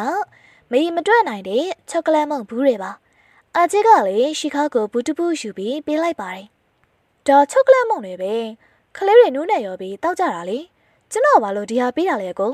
။ဒါကလှုပ်ဝက်ချက်ပဲငါညီ။အကိုပြောတဲ့ဆေးကဒီဘူးထဲမှာပါတယ်။ကြက်မကားလို့ဘာကောင်းဖြစ်ဖြစ်ဒီဆေးကိုတစ်ခါစားပေးတာနဲ့တက်တိုင်လို့ရှည်ထွက်ပြီး ပူပေါင်းလို့ဖောင်းကားလာလိုက်မယ်ဒီဆေးဘူးတစ်ဘူးကိုရူပီး1000တော့ကြမယ်အဲ့ဒီနောက်မှာတော့ရှိခါလေးအသေးဆုံးချက်အကောင့်20ကိုဝေပြီးအင်ယူလာခဲ့ပါတယ်အချိန်ကတော့တကောင်ကျော်ပါပဲကော်ရီပါရင်နဲ့အနီတာတို့သားမိ3ယောက်စလုံးလေးနှိမ့်နေချချိုင်အိပ်ပျော်နေကြပါတယ်ရှိခါလေးဆေးဘူးကိုအပြင်ကိုတိတ်တိတ်လေးဝှက်ယူသွားပါတယ်သူကသူဝေလာတဲ့ချက်အကောင့်20ကိုသူ့ချက်ဝင်းတဲ့ကလှောင်ရင်ထဲမှာတေချာထားတာပါဒီဆေးအကြောင်းကိုဟိုသားမိ3ယောက်မသိအောင်လှုပ်ဝက်ထားရမယ်မဟုတ်လို့ကတော့ဒီအကြောင်းကိုသူတို့3ယောက်ကိုပြောလိုက်တာနဲ့တရွာလုံးသိကုန်ပါအခုတော့ငါဒီဆေးကိုအဆောင်မုံနဲ့ရောနေပြီးဝေလာတဲ့ကြက်တိတိလေးတွေကိုကျွေးကြည့်လိုက်မယ်အဲ့လိုဆိုဆေးစားပြီးသွားရင်1ကီလိုခွဲချက်က5ကီလိုလောက်ထိကြီးလာမှာပဲလောဘစောတနေတဲ့ရှိခါကလည်းအစာလုံးတွေကိုဆေးအများကြီးရောထည့်ပြီးတော့သူ့ချက်တွေအကောင်ပိုကြီးလာဖို့မျှော်လင့်ခဲ့တယ်သူ့ချက်တွေလည်းဆေးရောထားတဲ့အစာလုံးတွေကိုစားပြီးတာနဲ့တာမန်ချက်တွေထက်တိတိတတ်တာကြီးအကောင်ထွားလာကြပါတယ်။အိုးဒီချက်တွေတကယ်အကောင်ကြီးလာတာပဲ။ဒီဆေးဟာတကယ်ဆေးကောင်းပဲ။အဲ့ဒီလိုအောင်မြင်သွားတဲ့ရှိခါလေးသူ့ချက်တွေကိုလှောင်ထဲမှာပြန်ထည့်ဖို့လုပ်ခဲ့ပါတယ်။ဒီပေမဲ့ချက်တွေကအကောင်ထွားကုန်တဲ့အတွက်လှောင်ရင်နဲ့မဆန့်တော့ပါဘူး။ချက်တွေကအကောင်ကြီးကုန်တော့လှောင်ရင်နဲ့မဆန့်တော့။အခုသူတို့ကငါပင်နာသွားထားရမလဲ။ဒီလှောင်ရင်ကသူတို့အတွက်မတရားသေးသွားပြီ။အဲ့ဒီနောက်တော့ရှိခါတယောက်သူ့ရဲ့အီရာမကြကြီးတွေကိုအိမ်ထဲမှာကျိုးနဲ့ချီထားလိုက်ပါတယ်။ဆေးဘူးကိုလည်းသူ့ဘီယိုထဲမှာတင်ပြီးအိပ်ပျော်သွားတော့တာပေါ့။နောက်တစ်နေ့မနက်မှာတော့ရှိခါကသူ့အီရာမကြကြီးတွေကိုချမ်းဝင်းထဲခေါ်ထုတ်လာခဲ့ပါတယ်။ရှိခါရဲ့မိမနဲ့သမီးတွေကစားလို့အိမ်ထဲကျလူတွေကပါအဲ့ဒီချက်တွေကိုမြင်တော့အယံအံ့ဩသွားကြတာပေါ့။ရှိခါရှင်ဒီလောက်ကောင်ကြီးတဲ့ချက်တွေကိုဘယ်ကနေဝေလာလဲ။ရှိခါဒီလိုကြီးတဲ့ချက်တွေမင်းဘယ်ရလာလဲငါတသက်နဲ့တကူဒီလိုချက်မျိုးတွေတခါမှမမြင်ဘူးသေးဘူးငါတော့ဒီလောက်ထွားတဲ့ချက်ကြီးတွေကိုအခုမှပထမဆုံးမြင်ဘူးတာပဲဟေးဒီလိုချက်တကောင်လောက်ပေါ်လိုက်ရင်ကိုမင်္ဂလာဆောင်တစ်ဝက်လောက်ကျွေးလို့ရပြီငါဒီချက်တွေကိုနိုင်ငံခြားကနေလှမ်းမထားတာလေဒီချက်တွေကရိုးရိုးတာမှန်ချက်တော့မဟုတ်ဘူးနော်သူတို့သားကိုစားပြီးတာနဲ့စားရီလူပါမြင်းလိုတန်မာလာလိမ့်မယ်ဒါကကြတော့လူတိုင်းကလည်းအံ့အားသင့်နေကြတာပေါ့မကြပါဘူးတရွာလုံးရှိခါဆန်ကိုရောက်လာပြီးသူ့ရဲ့အီရာမကြကြီးတွေကိုလာကြည့်ကြပါတယ်ကြက်တွေဘလောက်တောင်ကြီးလေးဆိုရင်စိတ်တကောင်ရဲ့အရွှေအစားထက်တောင်မှကြီးနေပါလေရောရှိခါရဲ့ငါ့ကြက်သား3ကီလိုလောက်မြင်မြန်ပေးစမ်းပါငါတော့မင်းရဲ့အီရာမကြကြီးတွေကိုစားပြီးအာကကောင်ရှိကြနေကွာငါညီအခုကိုလေ4ကီလိုလောက်လှိပေးစမ်းပါငါတော့5ကီလိုလောက်ယူမယ်နော်ဒီလိုနဲ့အဲ့ဒီဆိုင်ကိုရောက်လာကြတဲ့လူတွေအကောင်လုံးကလေ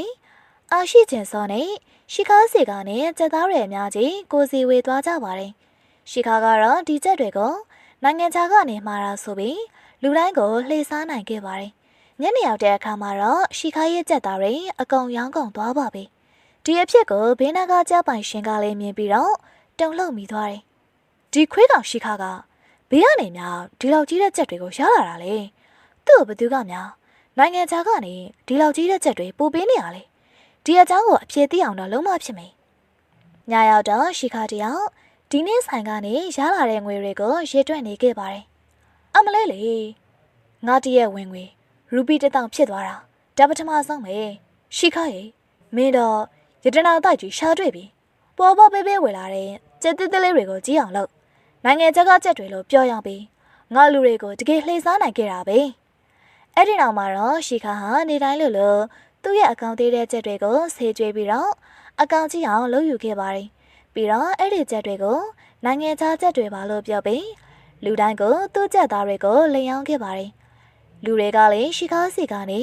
နိုင်ငံခြားချက်တွေအကြောင်းကိုကြတော့ချက်သားအများကြီးစားလာကြပါတယ်။ရန်နေငယ်ကြတဲ့အခါမှာတော့ရုတ်တရက်ဆိုသလိုရွာသူရွာသားတွေကဖျားနာလာကြပါတယ်။ရွာတဝက်လောက်တပြိုင်နက်တည်းဖျားနာခဲ့ကြပြီးတော့ဒီယောဂကလည်းရှိခါရဲ့ဆေးရောထားတဲ့ကြက်သားကိုစားရကနေဖြစ်လာခဲ့တာပါ။ညရောက်မှာတော့တရွန်နဲ့ချန်ပီတို့လင်းမြ2ယောက်လုံးအိမ်ထဲမှာအဖျားတက်နေကြပါပြီ။ကြည့်ရတာဒီယောဂကငါတို့ရွာထဲမှာပြတ်နေတဲ့ကူးဆက်ယောဂတမျိုးမျိုးထင်တယ်။ချန်ပီငါတို့ရွာတစ်ဝက်လောက်ကလူတွေဒီယောဂကြောင့်အသေးအတန်ဖြစ်နေကြတာတဲ့။နောက်တနေ့ရှိခါတယောက်ဆိုင်ထိုင်နေတော့မှ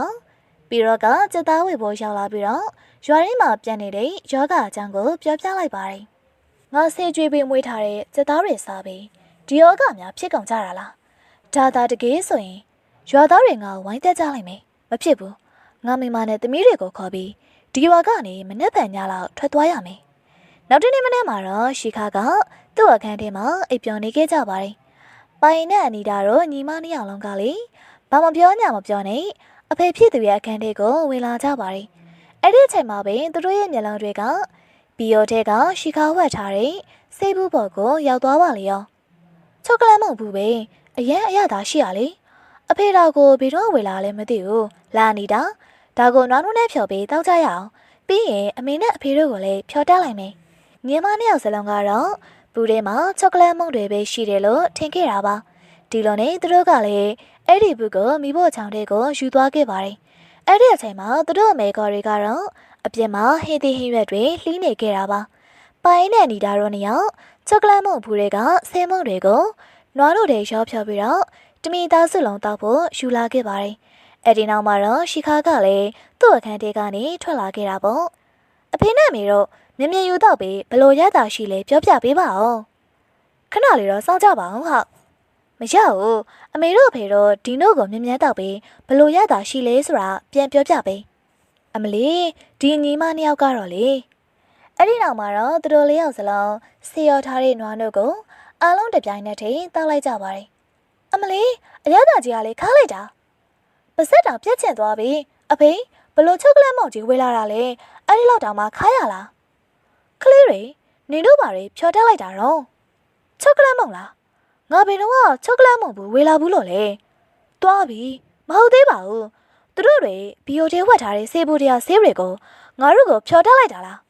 အဲ့ဒီအချိန်မှာပဲပါရဲကမိဖို့ချောင်းတဲကနေဘူးကိုယူလာပါလေရောဘူးကိုမြင်တော့ရှီခါလေးခေါင်းတစ်ပန်းကြီးသွားတာပေါ့ဒီချောကလက်မောင်ဘူးကိုပြောတာလေဖေမင်းတို့နှစ်ယောက်ငါတို့ကိုဖြော်တက်လိုက်တာဒါတွေလားအဲ့ဒီနောက်မှာတော့တမီသားစုလုံးရဲ့ခန္ဓာကိုယ်တွေကလေမိုးပြန်ဘူးပေါင်းလို့ဖောင်းကားလာပါတယ်အမေနဲ့အဖေတမီတို့တွေဘာဖြစ်ကုန်တာလဲဘလို့လို့အရက်တွေရှေ့ထွက်ပြီးအရန်တွေဝါလာရတာလေရှီခါကလည်းငိုယိုပြီးတော့၃ယောက်စလုံးကိုအဲ့ဒီဆေးရိမ်အမှန်တရားဖြစ်ကြောင်းကုံစင်ကိုပြောပြလိုက်ပါတယ်ဒါကကြတော့သူတို့လည်းအလန့်တကြားဖြစ်ကုန်ကြတာပေါ့ဘာရှင်းရလူတွေကိုဒီလိုအန်ဒီရရှိတဲ့ဆေးကြွေးပေးမွေးထားတဲ့ကြက်သားတွေကိုရောင်းနေရလားဒါဆိုရွာမှာပြက်နေတဲ့ယောဂကရှင်းရကြက်သားတွေစားလို့ဖြစ်တာပေါ့သားမိ၃ယောက်ကလည်းရှီခါကိုပြင်းပြင်းထန်ထန်အပြစ်တင်ကြတာပေါ့ခဏကြာမှာတော့ဂေါ်ရီကလည်းတမီသားစုလုံးကိုစေကန်းစီကိုခေါ်သွားခဲ့ပါတယ်၄ယောက်စလုံးရဲ့မြင်မာတဲ့အရှက်နဲ့ဝါဖိုင်းနေတဲ့ကိုလုံးကိုပါကိုမြင်ကြတော့ရွာသားတွေကလည်းတုန်လှုပ်သွားကြပါတယ်ကြည့်ပါဦးရှီခါတို့တမီသားစုလုံးဘလို့လို့ပြီးဒီလောက်အရက်ကြီးတွေရှိပြီးအရန်ကြီးတွေဝါကုန်တာလေရွာသားတွေအကောင်လုံးကလည်းတိကျင်စောနဲ့စေကန်းစီကိုသူတို့နောက်ကနေလိုက်သွားခဲ့ပါတယ်ဂေါ်ရီကသူ့ယောက်ျားကကြက်တွေကိုဆေးကျွေးပြီးဝအောင်လုပ်ခဲ့တဲ့အကြောင်းနဲ့အဲ့ဒီဆေးကြောင့်သူတို့ဒီလိုအခြေအနေမျိုးဖြစ်သွားခဲ့ရတဲ့အကြောင်းကိုလူတိုင်းသိအောင်ပြောပြလိုက်ပါတော့တယ်ဒါတော့ကြတော့ရွာသားတွေကလည်းတယောက်မှကြမ်းအံ့ဩကုန်ကြတာပေါ့ဘာမင်းရကြက်သားတွေမှာဒီလိုအနေရှိတဲ့စိတ်ကိုလျှော့ပြီးရွာသားတွေကိုရောင်းခဲ့တာလားမင်းအခုချက်ချင်းရေးလက်ထဲတော်မှာအသက်နေဆရာဝန်ကလည်းချက်ချင်းပဲရေးခေါ်ပြီးတော့ရှီခါရဲ့လောက်ရဲ့ဆိုတွေကိုပြောပြလိုက်ပါတယ်ရှီခါငါတို့မင်းကိုဖမ်းလိုက်ပြီဆရာရဲ့ကျွန်တော်ရင်ကူပေးပါအောင်ကျွန်တော်ခုချိန်အားစပြီးပဒေါ်မှာအခုလိုမျိုးလောဘစောတက်ပြီးဒီလိုအမှားမျိုးတွေမလုပ်တော့ပါဘူးလို့ကတိပေးပါတယ်ငါမင်းရဲ့မိမနဲ့သမီးတို့ပဲကူပေးမယ်မင်းရဲ့ပြစ်ကတော့ဒီလိုအခြေအနေမျိုးနဲ့ပဲထိုက်တန်တယ်ဒါမှမင်းလူတွေရဲ့ဘဝကိုဘလို့ဖြစ်အောင်ဘာတွေလုပ်ခဲ့လဲလောဘကလူတစ်ယောက်ကိုဘလောက်ထိတောင်မှဖျက်ဆီးနိုင်လဲဆိုတာကိုခဏခဏပြန်တွေးမိနေမှာအဲ့ဒီနောက်ရဲတွေကလည်းရှီခါကိုထောင်ထဲကိုထည့်လိုက်ပါတယ်တစ်ချိန်တည်းမှာပဲရပောင်များစွာစေကူသားမှုခံယူပြီးတဲ့နောက်မှာတော့ဆရာဝန်ကဂေါ်ရီပါရင်နဲ့အနီတာတို့သားမိ၃ယောက်စလုံးကိုပုံမှန်အတိုင်းပြန်ဖြစ်အောင်ကူပေးခဲ့ပါတယ်ရွာသားတွေကလည်းတဖြည်းဖြည်းနဲ့ပြန်ကျန်းမာလာကြပါတယ်ထောင်ထဲကရှီခါကတော့သူ့ရဲ့ပုံမကြပန်းမကြကိုလုံးကြီးကိုကြည့်ပြီးတော့ချုံဝဲချငိုနေခဲ့ပါတယ်ငါသာလောဘမကြီးခဲ့ရင်ဒီလိုတွေဘာမှဖြစ်လာမှာမဟုတ်ဘူးရှီခါတယောက်ဖြစ်မစင်နိုင်ပြီးစက်တိုင်ငိုနေခဲ့ပါတယ်ဒီပေမဲ့နောင်အခါမှာနောင်တရတော့ဘာထူးမှလဲအဲ့ဒါကြောင့်ပဲ အလိုကြည့်ရင်အရာနေတတ်တယ်ဆိုတဲ့ဆိုရိုးလေးကိုပျော်စမတ်ပြကြတာပေါ့ရှင်အခုဇာတ်လမ်းလေးကိုကြိုက်နေတတ်တယ်ဆိုရင်တော့လိုက်လေးပေးသွားပါအောင်နော်နောက်ထပ်စိတ်ဝင်စားစရာပုံပြင်နေဖြစ်ရမှန်ဇာတ်လမ်းလေးတွေကိုဆက်လက်အားပေးကြည့်ရှုခြင်းနဲ့ဆိုရင်တော့ channel လေးကို subscribe လေးလုပ်သွားပါအောင်နော်ဗီဒီယိုလေးကိုအဆုံးထိကြည့်ရှုပေးကြတဲ့ချားရီပရိသတ်တယောက်စီတိုင်းကိုကျေးဇူးထူးပဲတင်ပါတယ်ရှင်